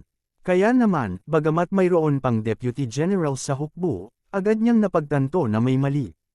Gayunpaman, kung gusto niyang pagsamasamahin muli ang buong hukbo tulad ni Mole, pakiramdam niya ay lampas ito sa kanyang kakayahan. Ngunit hindi ito ang pinakamahalagang bagay. Ang pinakamahalagang bagay ay ang biglaang pagkamatay ni Mole ay may malaking epekto sa mga kabalyerya ng Wind Extinction Country. Hindi nila matanggap ang katotohanan ito dahil sa kanilang puso, si Mole ay matagal nang walang talo. Hindi siya mamamatay sa larangan ng digmaan, lalo pa ang mamatay sa ganitong kahinahinalang paraan. Sa makatuwid, ang mga kabalyero ng Wind Absolute Country na nakaalam na tungkol sa pagkamatay ni Mole ay nayanig sa balitang ito. Wala lang silang mood na gumawa ng iba. Sa sandaling ito, pinalibutan na sila ng mga tao ng ibang partido at hindi na sila pinabayaan ang pagkakataong ito. Ang mga kabalyerya ay agad na nahulog sa kumunoy ng digmaan. Napakahirap para sa kanila na makalaya. Pagkatapos ng lahat, ang mga tao ng ibang partido ay nakatutok na sa kanila sa oras na ito. Kapag nawala ng bilis ang mga kabalyerya, ang kanilang kapangyarihan ay lubos na mababawasan. Tulad ng mga kabalyerya ng ibang mga bansa, maaari lamang silang gamitin bilang infantry, na walang alinlangan na napakasayang. Ang buong larangan ng digmaan ay naging gulo na, mas magulo pa kaysa dati. Bagamat ang focus ng pag-atake ng lahat ay nabago sa hukbo ng Wind Absolute Country, hindi ito nangangahulugan na ang mga tao sa kanilang paligid ay hindi nila kaaway. Sasalakayin pa rin nila ang mga tao ng ibang partido sa kanilang paligid. Sa ganitong paraan, mas imposibleng pakalmayan ang sitwasyon. Hindi dahil walang mga sundalo na gustong tumakas mula sa pinangyarihan. Napagtanto na ng mga sundalong nasa paligid ng larangan ng digmaan na hindi magandang ideya na magpatuloy sa pakikipaglaban ng ganito. Kinailangan nilang umalis sa larangan ng digmaan sa lalong madaling panahon at muling ayusin ang kanilang mga tropa para makapaglansad sila ng panibagong pag-atake. Sa makatuwid, sinubukan nilang lahat na lumabas sa pagkubkob. Si Huang Feng at ang iba pa na nasa paligid ng larangan ng digmaan ay natural na inaatake ng ilang straggler. Sa sandaling ito, walang gaanong kawal na nagbabantay sa panig ni Prinsesa Chi. Pagkatapos ng lahat, sila ay nasa paligid ng larangan ng digmaan at ito ay hindi masyadong mapanganib. Hanggat hindi sila matatalo sa harapan, hindi malalagay sa panganib si Prinsesa Chi. Sa makatuwid, dinala ni Lin Yu ang mas maraming tao sa gitna ng larangan ng digmaan upang lumaban. Gayunpaman, kahit na walang gaanong kawal na nagbabantay kay Prinsesa Chi, sila ang pinakaligtas dahil naroon si Huang Feng. Hanggat hindi sila kabilang sa Great Lu Dynasty, hindi magiging magalang si Huang Feng at papatayin sila mula sa malayo. Ang mga sundalong iyon ay hindi makakarating sa loob ng 100 metro mula sa Prinsesa Chi. Sa kabilang banda, ang mga sundalong ito ay tumatakbong parang mga langaw na walang ulo na walang direksyon. Ang gusto lang nilang gawin ay umalis sa larangan ng digmaan sa lalong madaling panahon. Sa makatuwid, ang mga sundalong sumusugod kay Huang Feng at Prinsesa Chi ay mga nakakalat na tropa lamang. Walang organisadong porma sayon. Nangangahulugan ito na si Huang Feng at ang iba pa ay wala sa anumang panganib. Sa makatuwid, bagamat may nakikita silang mga sundalo na sumusubok sa kanila paminsan-minsan, si Prinsesa Chi at ang iba pa ay hindi nakaramdam ng labis na takot. Ang mga sundalong iyon ay tumingin kay Huang Feng na may mga mata na puno ng paghanga. Ang labanan ay tumagal mula tanghali hanggang gabi. Ang intensity ng mga pag-atake ay nabawasan lamang matapos ang kalangitan ay dumilim.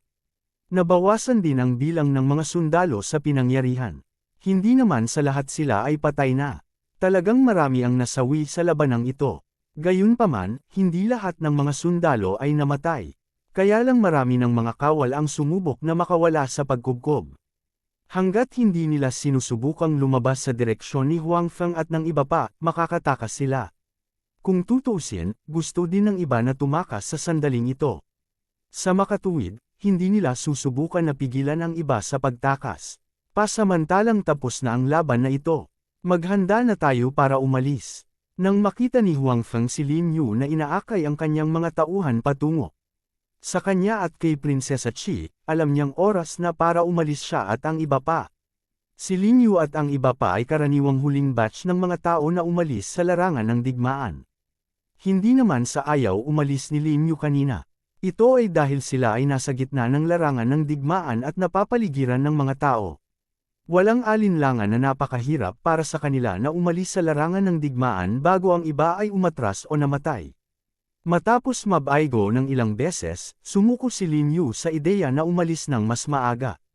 Lalo lang niyang binigyang pansin ang kanyang kaligtasan at pinalibutan siya ng mga personal na gwardya. Ang swerte at lakas ni Lin Yu ay medyo maganda. Sa huli, hindi siya namatay sa magulong labanang iyon. Bagamat nagkaroon siya ng ilang mga pinsala, hindi ito seryoso at hindi nagbabanta sa kanyang buhay. Matapos lumabas at makitang maayos si Prinsesa Chi, nakahinga ng maluwag si Lin Yu. Dati, mali ang kalkula niya. Hindi niya akalain na magiging sobrang gulo ang eksena kung saan-saan ang mga nagkalat na sundalo. Higit pa rito, si Prinsesa Chi at ang iba pa ay nasa gilid ng larangan ng digmaan. Napakadali para sa kanila na salakayin ng mga nakakalat na sundalong iyon. Buti na lang at maayos si Princess Chi. Kung hindi, maagang natapos ang kanyang misyon. Nang maisip niya ito, hindi sinasadya ni Lin Yu na sumulyap kay Huang Feng na nakatayo sa tabi ni Prinsesa Chi. Alam niya na malaki ang naging papel ni Huang Feng sa pagtiyak na maayos si Prinsesa Chi. Napakahirap sana na protektahan si Prinsesa Chi at ang iba pa sa pamamagitan lamang ng pag-asa sa mga sundalong na iwan niya. Your Highness, okay ka lang ba? Pumunta si Lin Yu at nagtanong. Ayos lang ako, sabi ni Princess Chi. Let's leave this place. Napakadelikado pa rin dito, sabi ni Lin Yu. Sige, hindi tumanggi si Prinsesa Chi. Tama si Lin Yu. Ang lugar na ito ay hindi ligtas sa sandaling ito. May mga nakakalat na sundalo kung saan-saan. Sa sandaling ito, madilim na ang langit. Lalong magulo at mapanganib ang mga nagkalat na sundalong iyon. Ang mga tao ay dahan-daang umalis sa larangan ng digmaan, na iniwan ng isang lupang puno ng mga bangkay. Sa labanan ngayong hapon, maraming partido ang namatay. Dahil dito, may mga bangkay sa lahat ng dako sa larangan ng digmaan. Kabilang sa mga ito, ang partido na pinakamaraming namatay ay ang kabalyero ng Wind Absolute Country. Pagkatapos ng lahat, sila ang huling sumali at umakit ng higit na puot. Kinubkob sila ng ibang partido. Bilang isang resulta, bagaman sila ay sumali sa huli, ang bilang ng mga namatay ay hindi gaanong kaunti. Masasabi pa nga na sila ay dumanas ng matinding pagkalugi. Siyempre, ang ibang mga partido ay nawalan din ng maraming tao. Pagkatapos ng lahat, ang larangan ng digmaan ay masyadong magulo. Sa simula, ang lahat ay magkakahalo at nagpatayan. Pagkatapos noon, paulit-ulit silang inatake ng mga kabalyerya ng Wind Absolute Country. Dahil dito, hindi maganda ang bilang ng mga nasawi. Masasabing sa laban ngayong hapon ay walang nanalo. Ang bawat partido ay nawala ng maraming tao. Gayunpaman, ang sitwasyon ay medyo hindi favorable para sa Great Lu Dynasty at sa Wind Absolute Country. Una sa lahat, ang kabuuang bilang ng mga tao ng dalawang partidong ito ay hindi kasing dami ni Wang Cheng at General Baho. At sa labanang ito, ang kabalyerya ng Wind Absolute Country ay dumanas ng matinding pagkatalo. Walang masyadong tao, kahit na pagsamahin pa nila ang mga tao ng dakilang dinastiyang Lu, mas mababa pa rin ito kaysa sa magkaalyadong puwersa ni Wang Cheng at General Baho.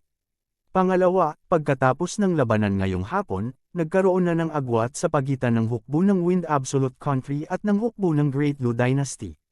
Walang paraan para magtiwala sila sa isa't isa tulad ng dati. Kinasusuklaman ng mga sundalo ng Great Lu Dynasty ang pagtataksil at pag-atake ng hukbo ng Wind Absolute Country. At galit na galit din ang mga tao sa Wind Absolute Country. Ang mga tao ng dakilang dinastiyang Lu ay talagang sinalakay sila kasama ang mga rebelding hukbo at mga bandido ng kabayo. Sa makatuwid, ang parehong partido ay labis na hindi nasisiyahan sa kanilang mga puso ngayon. Wala na silang tiwala sa isa't isa. Napakahirap para sa kanila na tunay na magkaisa. Para sa parehong partido, tiyak na hindi ito magandang balita. Bukod dito, ang commander ng Wind Absolute Country, si Mo Lei, ay talagang namatay sa larangan ng digmaan ngayon lang. Nalaman lang din ni Lin Yu ang tungkol sa bagay na ito pagkatapos niyang umalis sa larangan ng digmaan. Sa pagkakataong iyon, natulala rin siya. Hindi rin niya inaasahan na dito talaga mamamatay si Mo Lei. Isa pa, tila namatay siya nang hindi alam ang dahilan. At sa oras na ito, alam na rin niya kung bakit, matutulala, ang hukbo ng Wind Absolute Country sa larangan ng digmaan. Kaya naman sinamantala nila ang sitwasyon at nakiisa. Kabanata 2536. Anong uri ng tao si Mo Lei? Anong uri ng posisyon ang mayroon siya sa hukbo ng Wind Absolute Country? Sa panahong ito, malinaw na naramdaman at naunawaan din ni Lin Yu. Si Mo Lei ay isang maalamat na figure sa Wind Absolute Country. Siya ay may mahalagang posisyon sa Wind Absolute Country. Lalo na sa hukbo, siya ay isang pag-iral tulad ng isang relihiyon. Ang mga sundalong iyon ay lubos na sumamba sa kanya at nadama na siya ay makapangyarihan sa lahat. Hanggat nandoon si Mo Lei, kahit na sila ay dahado, kahit na sa isang desperado na sitwasyon, ang mga sundalong iyon ng Wind Absolute Country ay puno pa rin ng kumpiyansa at pag-asa para sa tagumpay. Naniniwala ang mga taong ito na hanggat nandoon si Mo Lei, maakay sila ni Mo Lei sa tagumpay. At sa nakalipas na ilang dekada, ginawa nga ito ni Mo Lei. Tinupad din niya ang tiwala ng maraming sundalo sa kanya. At ang gayong maladyos na tao ay talagang namatay sa gayong hindi kapansin-pansing larangan ng digmaan. Hindi pa banggitin ang mga sundalo ng Wind Absolute Country, kahit si Lin Yu ay nadama na mahirap itong tanggapin. At ang mga kabalyerya ng Wind Absolute Country, Pagkatapos ng ganoong uri ng reaksyon, ay tila hindi kakaiba. Kung tutuusin, ang pagkamatay ni Mowley ay parang pagbagsak ng langit sa kanilang mga puso. Naiintindihan naman na hindi nila ito matanggap at natulala. At naramdaman din ni Lin Yu na mapalad na namatay si Mowley. Kung hindi, kung sila ay dumanas ng ilang higit pang mga pag-atake mula sa mga kabalyerya ng Wind Absolute Country, kung gayon ang mga pagkalugi ay magiging mas malaki. Bukod dito, sa oras na iyon, hindi ito ang kasalukuyang resulta, ngunit sa halip ay ang kabalyerya ng Wind Absolute Country, at nanalo sa huling tagumpay. Kung gayon, hindi magiging maganda ang kapalaran ng mga taong ito. Hindi niya akalain na ang mga kabalyerya ng Wind Absolute Country ay magiging maawain sa kanila. Kung tutuusin, walang habas silang umatake noon. Sa makatuwid, ang pagkamatay ni Mowley, para sa hukbo ng dakilang dinastiyang Luo, para kay Lin Yu, ito ay isang magandang bagay. Hindi banggitin na ang kanilang Great Luo Dynasty at ang Wind Absolute Country ay nagkaroon lamang ng pansamantalang tigil-tigilan. Sa pagitan ng dalawang panig, maaaring magkaroon ng isa pang digmaan sa hinaharap. Noong panahong iyon, kapag nag-away ang dalawang panig, tiyak na magiging malaking kalaban si Mowley. At ngayon, ang dakilang kaaway na ito ay talagang namatay dito. Para sa dakilang dinastiyang Luo, ito ay talagang isang napakagandang balita. Siyempre, para sa mga tao ng iba pang mga puwersa, ito rin ay isang magandang balita. Anong sabi mo? Patay na si Mowley. Sigurado ka ba? Tanong ni General, base sa kanyang personal guard na may pagod na ekspresyon. Ang labanan ngayong hapon ay hindi isang madaling bagay para kay General Baho. Lumahok siya sa buong labanan. Ang ganitong uri ng mataas na intensidad na labanan ay napakasakit sa isip at katawan ng isang tao. Ito ay totoo lalo na para sa isang commander tulad ni General Baho. Hindi lang siya personal na lumaban, kailangan din niyang pamunuan ang hukbo. Ito ay nakakapagod. Bukod dito, ang kanyang mga tao ay nahalos sa mga tao mula sa ibang mga paksayon. Dahil dito, lalo siyang nahirapan sa pag-utos sa kanila. Kaya naman kahit kalahating araw pa lang ay pagod na siya. Kaya naman, sa sandaling magdilim ang langit, siya at ang iba pang puwersa ay sabay-sabay na umatras mula sa larangan ng digmaan. Gayunpaman, kahit na umalis na siya sa larangan ng digmaan, naalala pa rin ni General Baho ang kakaibang pag-uugali ng hukbo ng Wind Absolute Country sa kanyang puso. Matagal na siyang nakikipag-ugnayan sa hukbo ng Wind Absolute Country. Ang kanyang pangunawa kay Mowley ay mas malalim kaysa kay Lin Yu. Sa opinyon ni General Baho, si Mowley at ang hukbo ng Wind Absolute Country ay hindi dapat gumawa ng ganoong mababang antas ng pagkakamali. Noong panahong iyon, ang hukbo ng Wind Absolute Country ang may kalamangan. Gayunpaman, bigla silang natigilan at itinigil ang kanilang singil.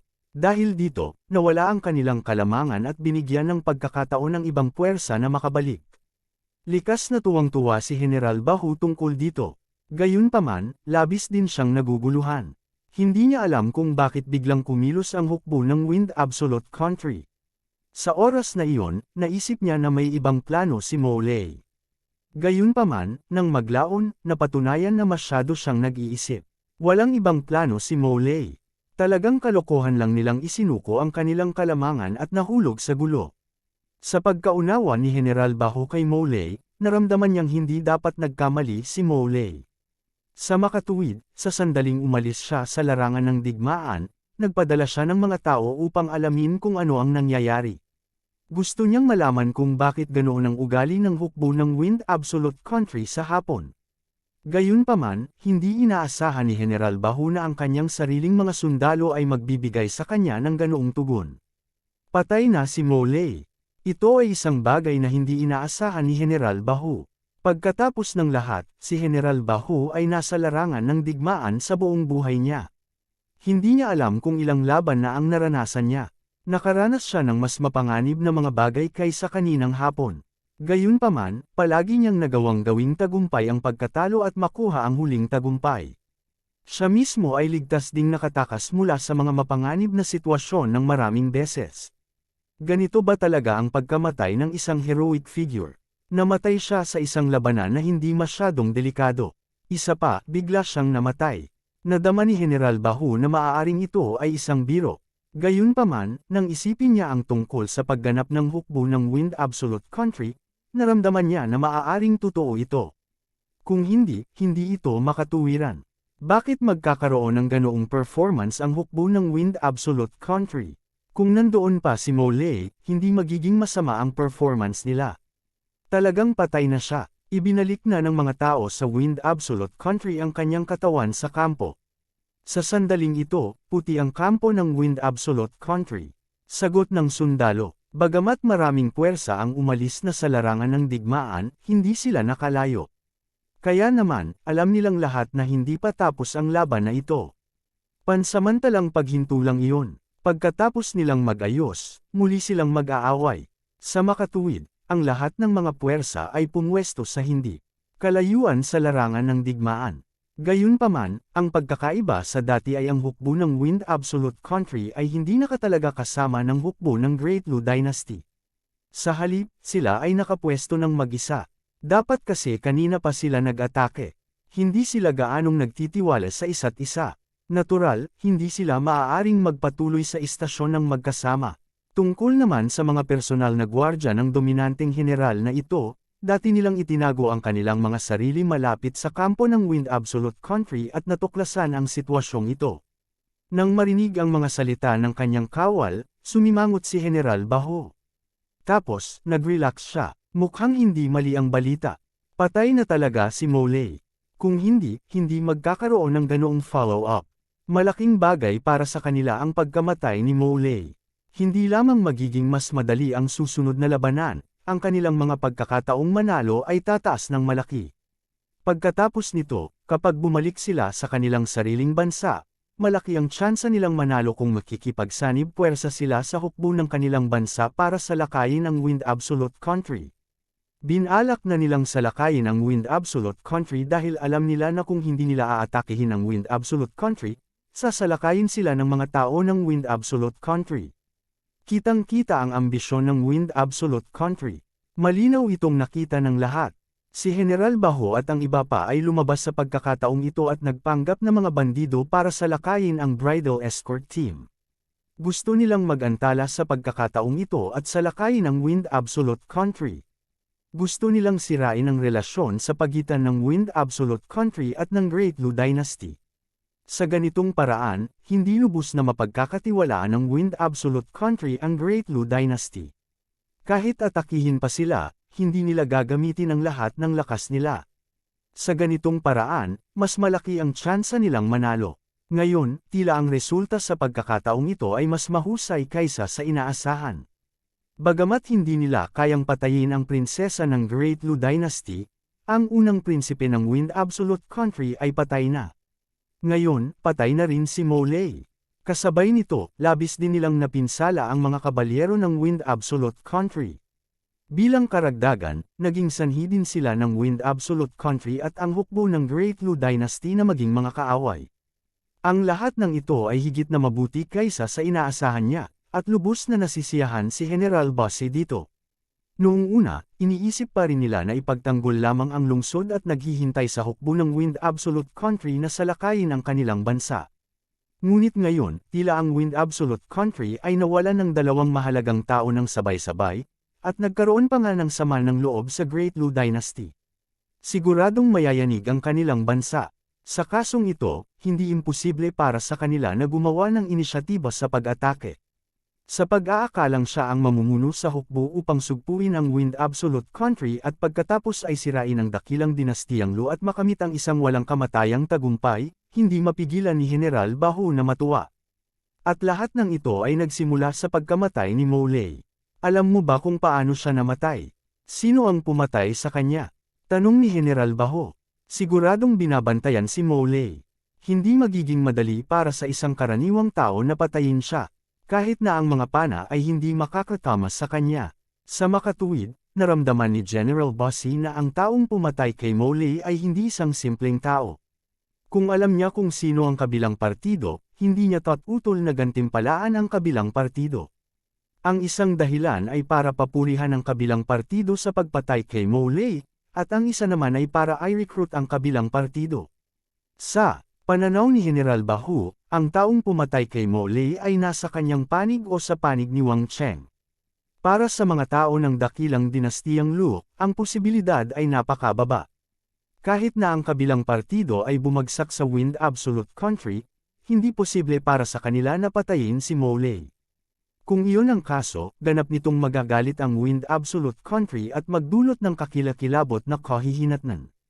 Ang dakilang dinastiyang Lu ay nangangailangan na ngayon ng kapayapaan. Hindi sila maaaring lumikha ng mga bagong problema sa oras na ito.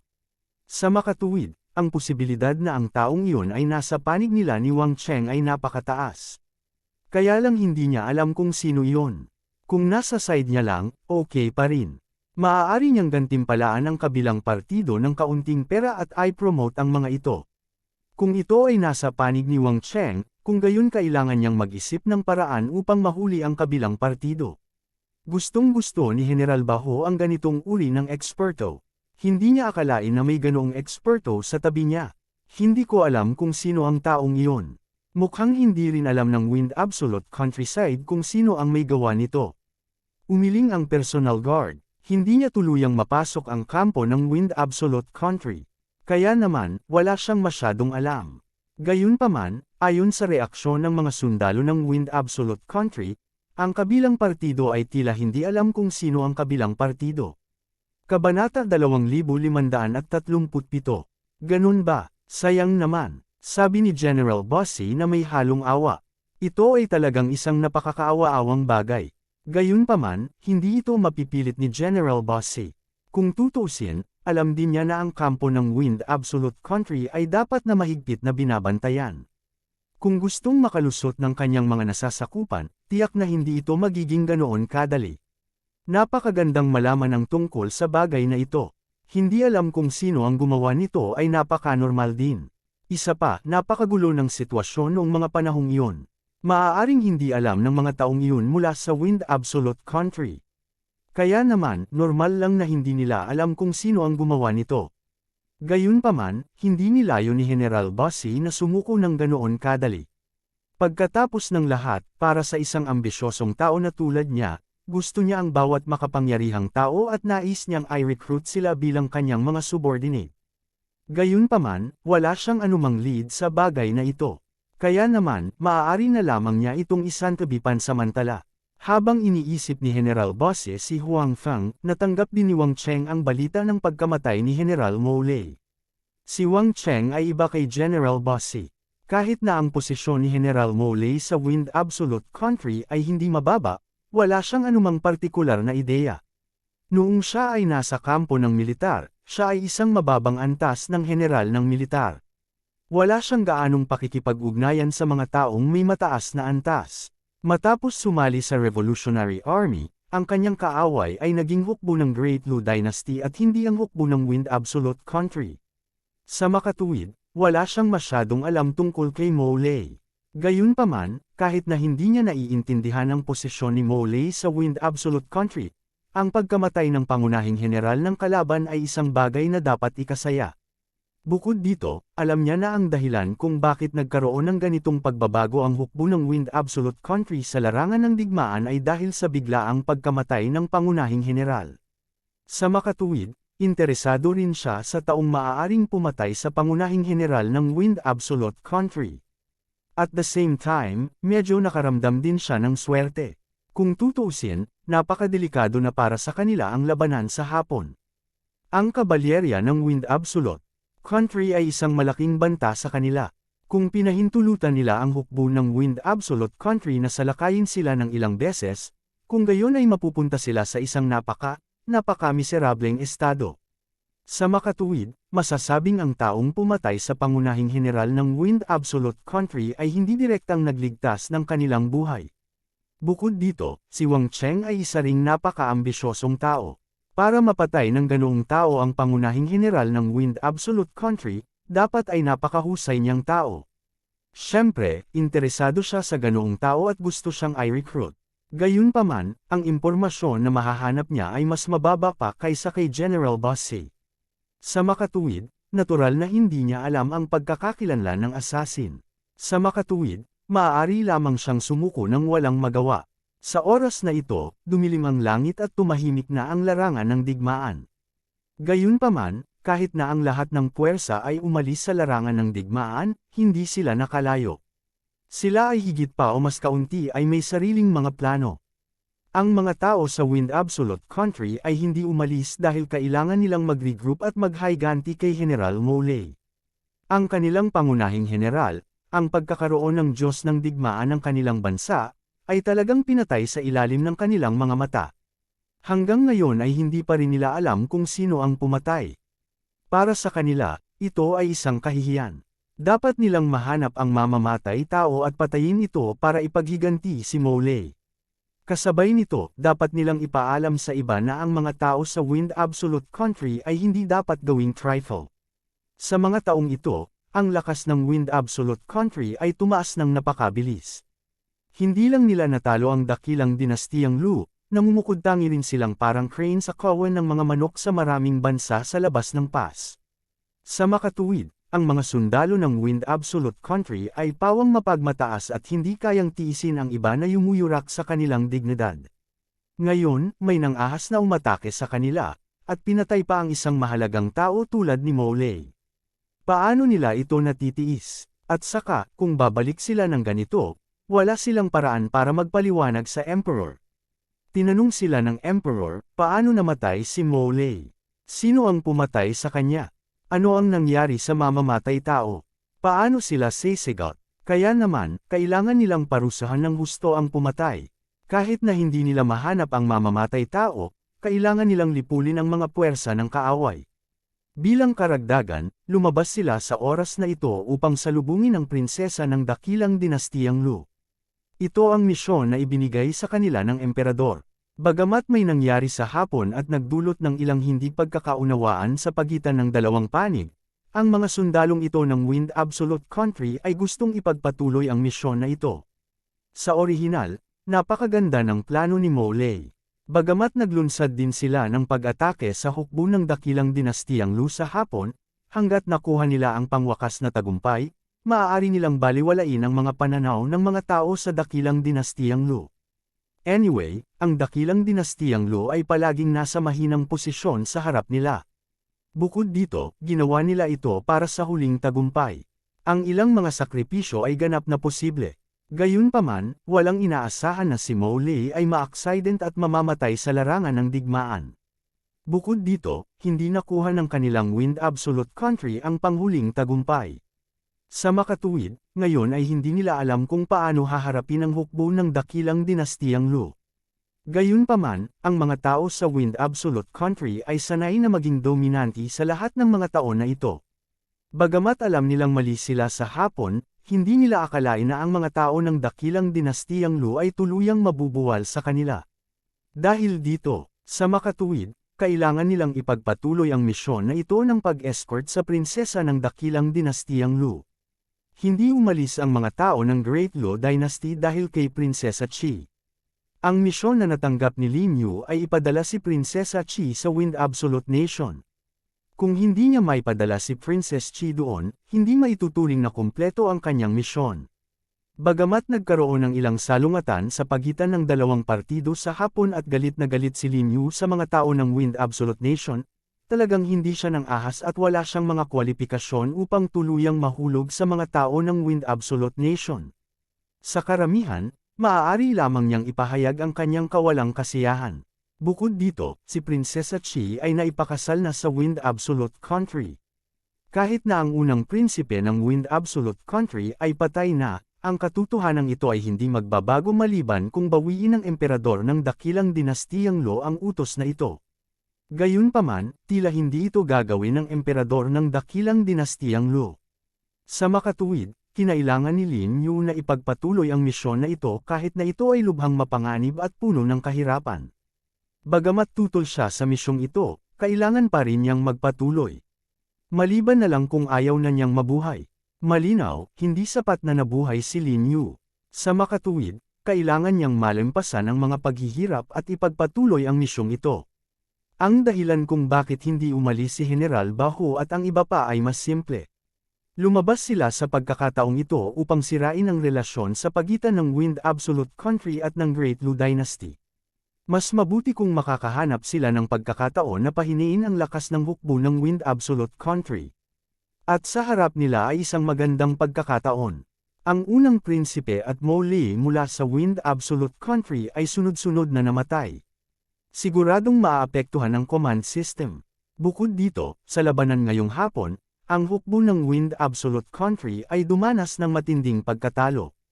Si General Baho ay natural na hindi pabayaan ang pagkakataong ito upang harapin ang isa pang matinding suntok sa kalaban. Sa makatuwid, sa ilalim ng kasalukuyang sitwasyon, si General Baho ay natural na hindi pabayaan ang pagkakataong ito.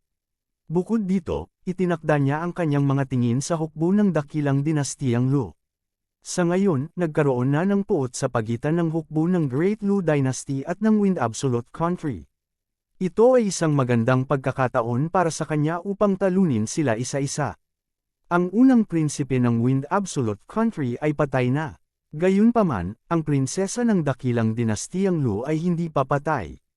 Sa sandaling ito, ang mga bantay sa paligid ng prinsesa ng dakilang dinastiyang Lu ay napakahina na.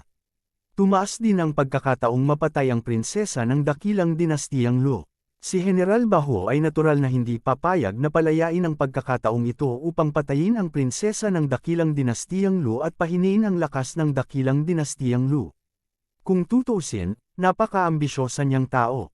Ang Wind Absolute Country ang kanyang target at ang Great Lu Dynasty din ang kanyang target.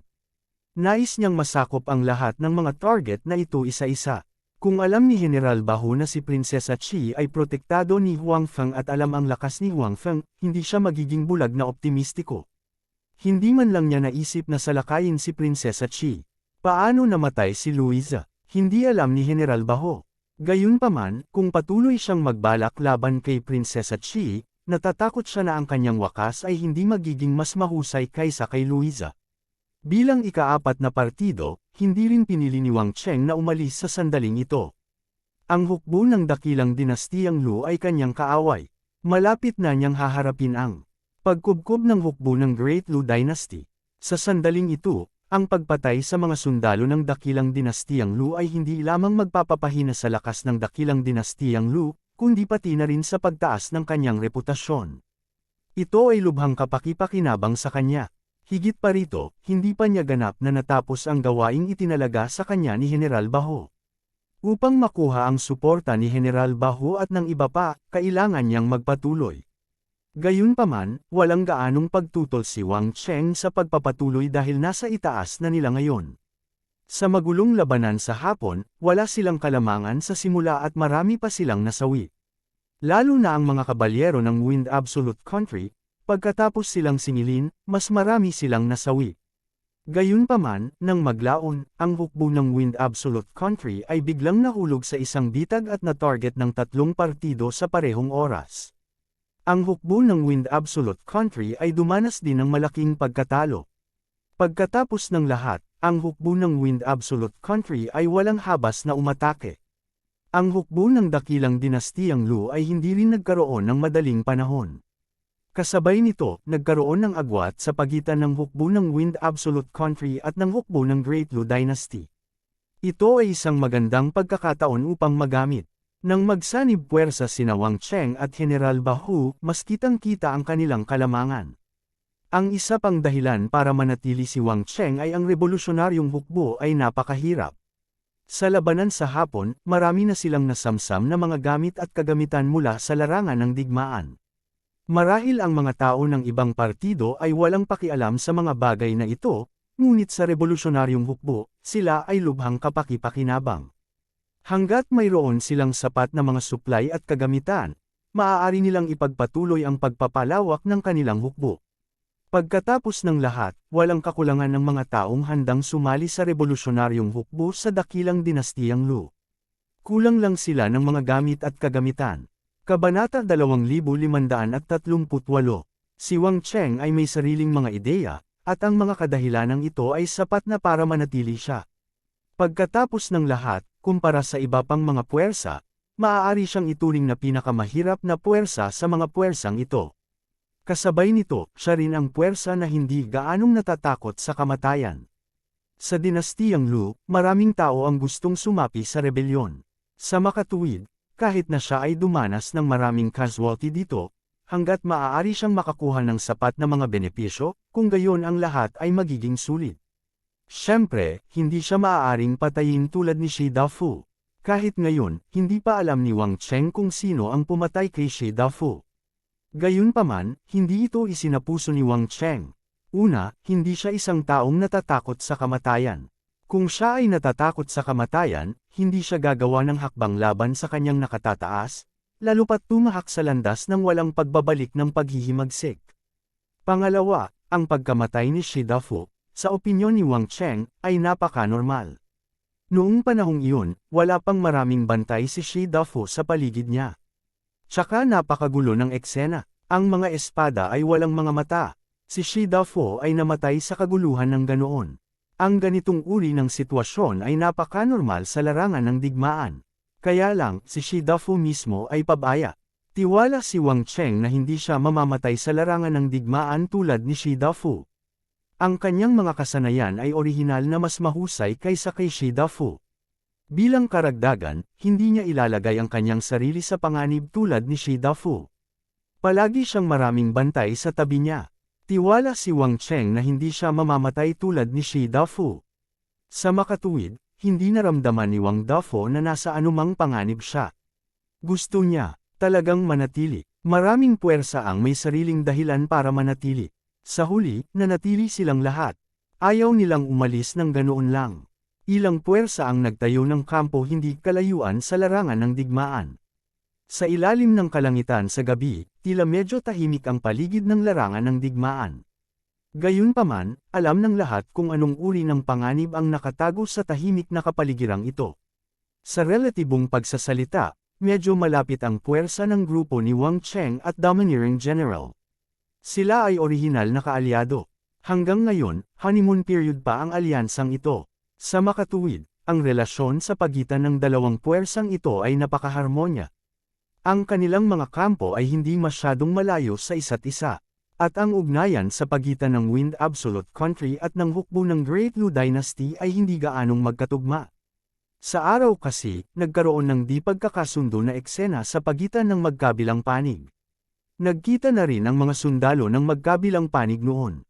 Sa oras na ito, imposibleng magpanggap na walang nangyari. Sa makatuwid, kahit na ang magkabilang panig ay nagtayo ng kampo sa gabi, hindi sila malapit sa isa't isa.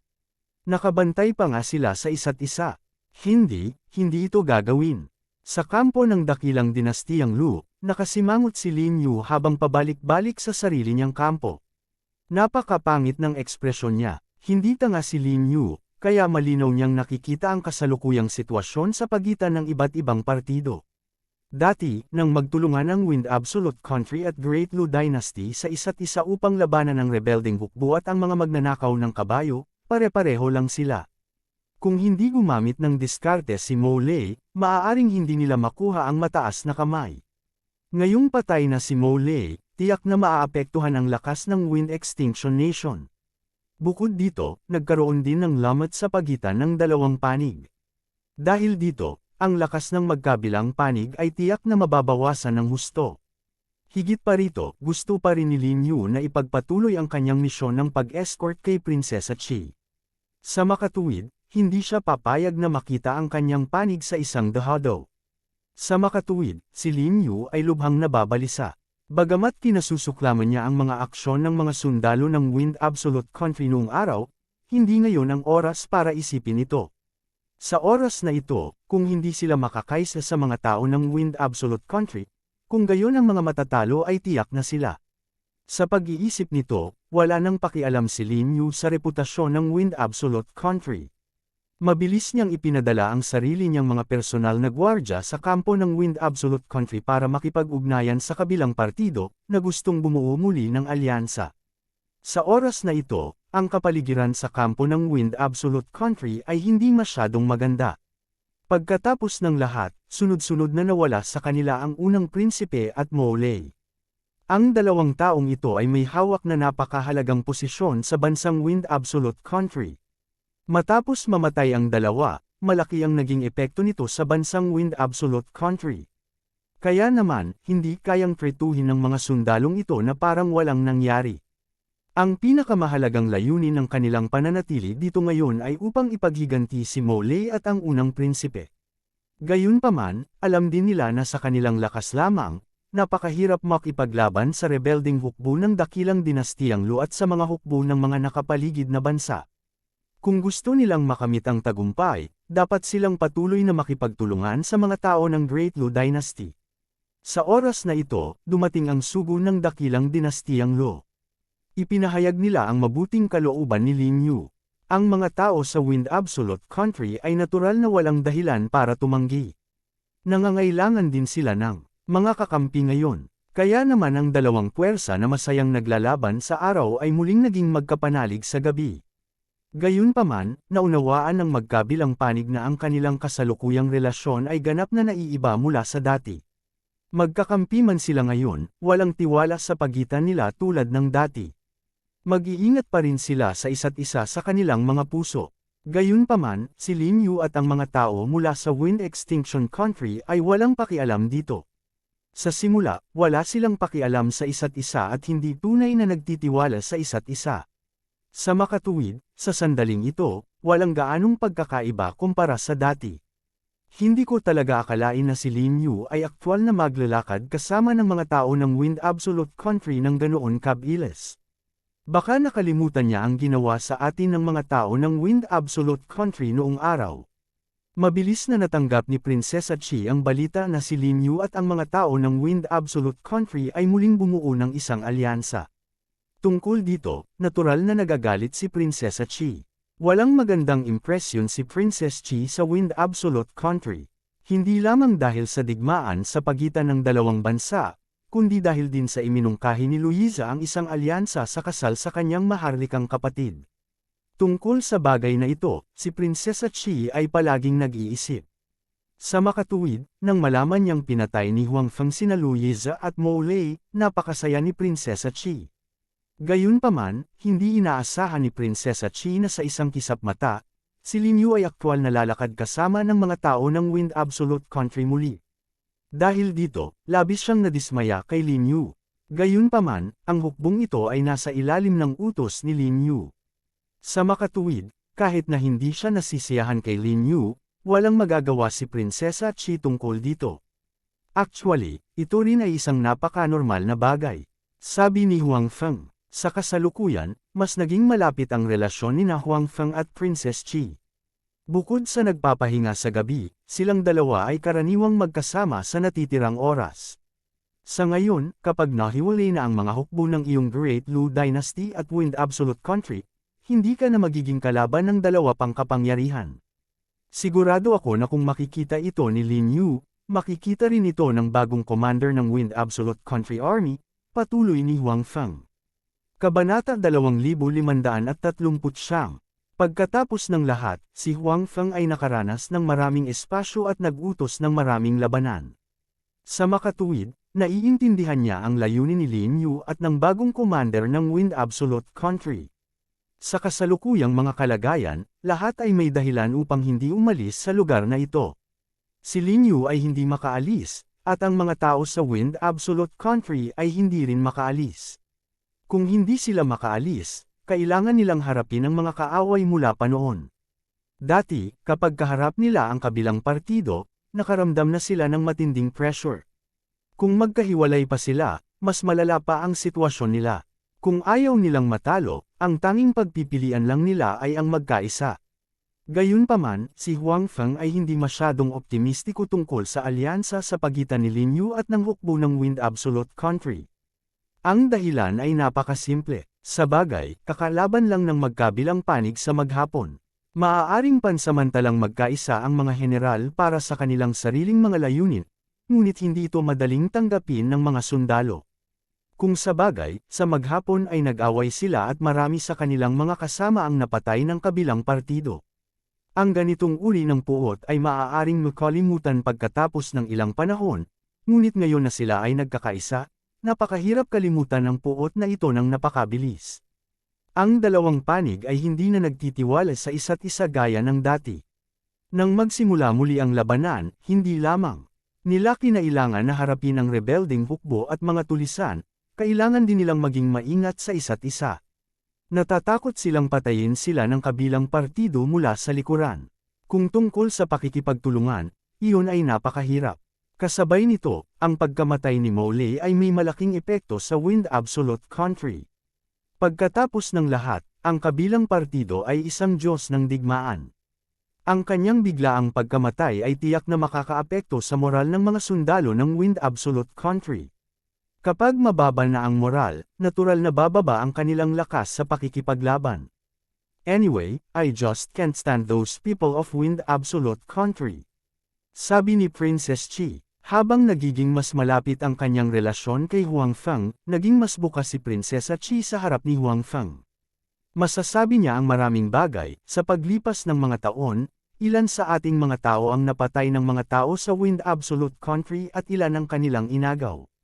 Sila ay isang grupo ng mga bandido na laging pumupunta sa ating dakilang dinastiyang Lu upang magnakaw. Panipi, labis na nagalit si Prinsesa Chi tungkol dito. Gayunpaman, dahil ang kanilang Great Lu Empire ay kasalukuyang mahina, maaari lamang nilang lunukan ang kanilang galit at kailangan pang isakripisyo ang kanilang sarili para sa alyansa ng kasal. Si Princess Chi ay natural na walang magandang impresyon sa Wind Absolute Country. Walang naramdamang espesyal si Huang Feng. Sa Earth, sa kasaysayan ng China, nagkaroon ng mga katulad na sitwasyon. Matapos maging malakas ang mga lagalag sa damuhan, pupunta sila sa Central Plains upang manloob. Itinuloy muna nila ang prinsipyo ng kapangyarihan. Bilang karagdagan, ang kapaligiran ng pamumuhay sa damuhan ay napakahirap.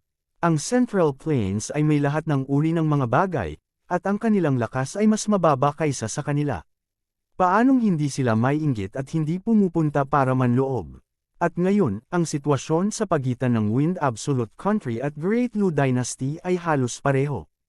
Ang Wind Absolute Country, bilang isang nomadic na bansa, ay tumataas na ngayon. Sa mga tuntunin ng lakas ng militar, hindi sila mas mahina kaysa sa Great Lu Dynasty, at mas magiting pa kaysa sa Great Lu Dynasty. Sa ganitong sitwasyon, napaka-normal para sa kanila na mag-isip tungkol sa Great Lu Dynasty. At ngayong mahina na ang dakilang dinastiyang Lu dahil sa iba't ibang dahilan, ito ay nakatakdang sakupin ng mga nakapaligid na puwersa.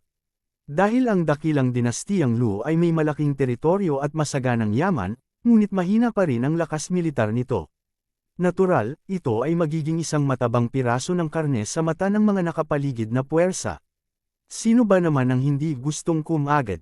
Kung wala ang Wind Absolute Country, magkakaroon ng ibang mga bansa.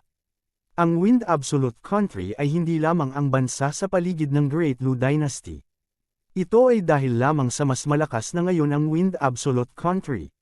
Kapag ang mga nakapaligid na bansa ay naging mas makapangyarihan at nalaman na ang Great Lu Dynasty ay napakahina na, tiyak na gagawin nila ang ginawa ng Wind Absolute Country. Sa oras na iyon, ang dakilang dinastiyang Lu ay nasa isang tunay na desperado na sitwasyon. At malinaw naman, hindi napagtanto ni Prinsesa Chi ang puntong ito. Naramdaman lang niya na ang Wind Absolute Country ay masyadong brutal at walang anumang sama ng loob sa mga nakapaligid na bansa. Wala siyang gaanong pagbabantay sa kanila. Hindi niya alam na kahit na gumamit sila ng ilang ideya para gawing gulo at bumaba ang Wind Absolute Country, kung hindi bubuo ang Great Lu Dynasty, masasalakay pa rin ito ng ibang mga bansa sa huli. Gayunpaman, hindi masyadong nag-isip si Huang Feng at hindi pinaalalahanan si Prinsesa Chi. Ngayon, gusto lang ni Princess Chi na gawing gulo ang Wind Absolute Country. Para wala silang lakas na maghiganti sa Great Lu Dynasty dahil sa kanyang pagtakas.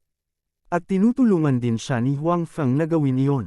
Para sa iba pang mga bagay, si Huang Feng ay hindi masyadong nababalisa. Tutal, may isang taon pa siyang oras dito.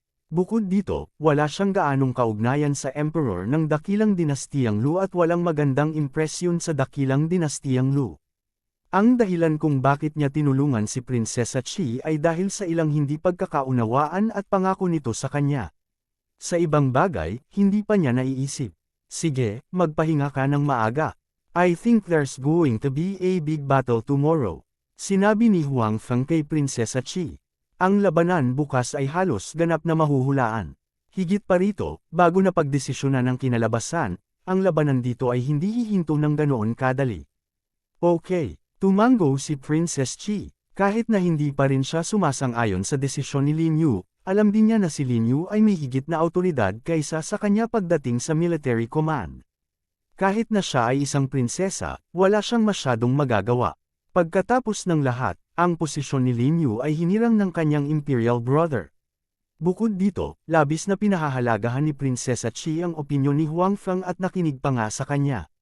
Dahil hiniling sa kanya ni Huang Feng na magpahinga, natural na hindi niya ito tatanggihan. Nabalot ng katahimikan ang paligid ng battlefield. Wala sa mga puwersa ang nag-isip na maglunsad ng isang pag-atake sa gabi ngayong gabi. Pagkatapos ng lahat, ang relasyon sa pagitan ng mga puwersa ay medyo komplikado. Walang nang ahas na maglunsad ng palihim na pag-atake sa isa't isa. Kadalasan, pinapayagan nila ang iba na maglunsad ng palihim na pag-atake sa kanila. Kinaumagahan, ang paligid ng larangan ng digmaan ay abala na sa aktibidad ng ang kalangitan ay naging maliwanag. Ang paligid ng larangan ng digmaan, na tahimik sa buong magdamag, ay kumukulo na ngayon sa pananabik. Hindi pinili ng mga puwersa na mag-antala at sa halip piniling magtipon. Sa lalong madaling panahon, silang lahat ay bumalik sa larangan ng digmaan at ipinagpatuloy ang labanan. Si Huang Feng at Princess Qi ay natural na hindi kailangang pumasok sa larangan ng digmaan. Si Prinsesa Qi ay may espesyal na pagkakakilanlan at hindi makapasok sa larangan ng digmaan. Sa kabilang banda, ang kasalukuyang pagkakakilanlan ni Huang Feng ay ang bodyguard ni Prinsesa Qi at walang mag-uutos sa kanya na pumasok sa larangan ng digmaan. Pagkatapos ng lahat, alam ng lahat na ang pinakamahalagang gawain niya ngayon ay protektahan si Prinsesa Qi. Sa makatuwid, ang dalawa sa kanila ay nanatili sa gilid ng larangan ng digmaan at nanood ng labanan. Ang labanan ngayon ay halatang mas matindi kaysa kahapon. Mas naging magulo din. May mga tao sa lahat ng dako, at lahat sila ay nag-aaway. Kabanata 2540. Anong nangyayari? Bakit ang gulo? Manatiling kalmado, manatiling kalmado. Sa larangan ng digmaan, balisang sumigaw si Lin Yu sa kanyang mga tauhan. May isip ni Lin Yu na magkakaroon ng malaking labanan dito ngayon. Bukod dito, ang labanan na ito ay magiging napakahirap. Gayunpaman, hindi niya inaasahan na magiging ganito kahirap at kagulo. Puno ng tao ang eksena. Sa labanan kahapon, bagaman ilang panig ang nawala ng ilang tao, napakaraming tao dito sa pagkakataong ito. Kapag ang bilang ng mga tao ay lumampas sa 10,000, ito ay tila isang dagat ng mga tao. Bukod dito, mayroon pa ring daan-daang libong tao dito. Kahit may nasawi kahapon, marami pa rin ang tao sa pinangyarihan. Ang hukbong rebelde at ang mga magnanakaw ng kabayo sa bansa ay nagsanib puwersa gaya ng inaasahan. Kahapon, nagsanib puwersa ang dalawang panig.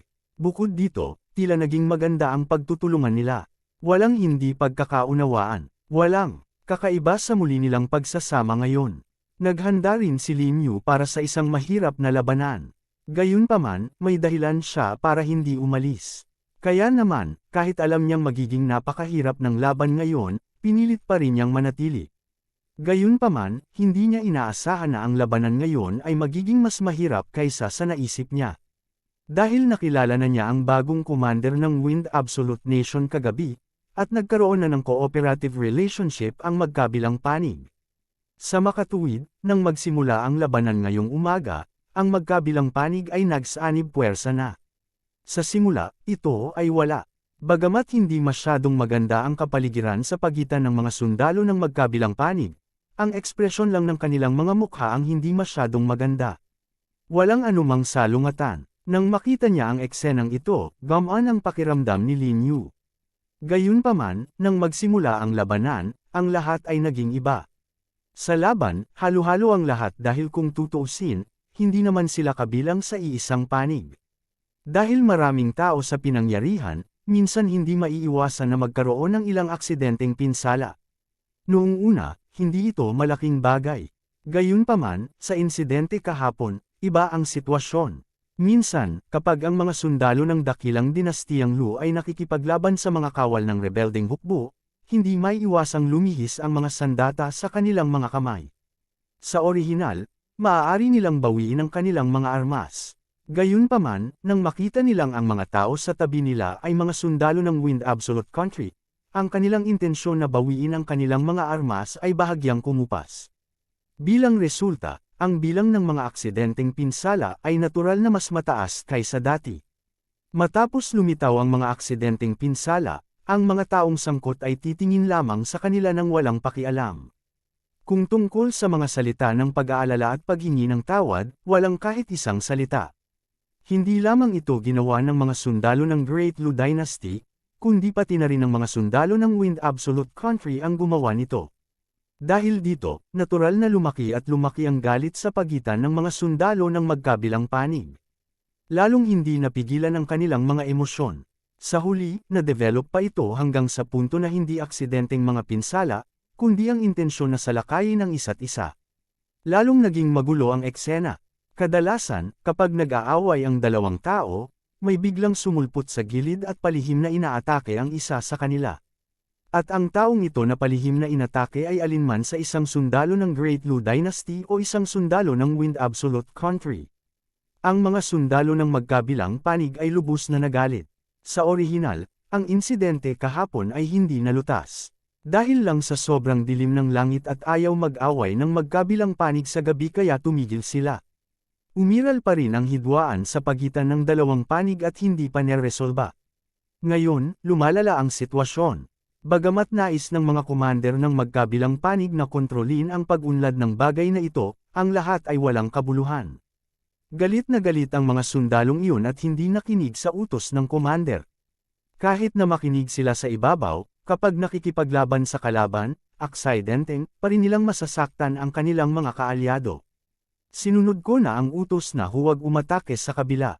Gayunpaman, ang aksidenteng pinsalang ito ay hindi maiiwasan. Hindi mo naman ako masisisi diba? Ang mga sundalo ng magkabilang panig ay halos pareho ang iniisip. Dahil dito, natural na naging mas magulo ang sitwasyon sa larangan ng digmaan. Walang palatandaan ng pagpapabuti. Tungkol naman sa mga rebelding puwersa at mga sundalo ng mga nakapaligid na bansa, noong nahaharap sa ganitong sitwasyon, medyo natarante sila noong una. Gayunpaman, mabilis nilang naunawaan kung ano ang nangyayari. Pagkatapos nilang mag-react, syempre, hindi na sila susulong para pigilan itong mangyari. Pagkatapos ng lahat, ito ay kapakipakinabang sa kanila. Maaari silang umupo lamang sa bundok at panuurin ang mga tigre na lumalaban, at anihin ang mga huling resulta. Haha, laban tayo, laban tayo. Mas maganda kung magkasugat ang magkabilang panig.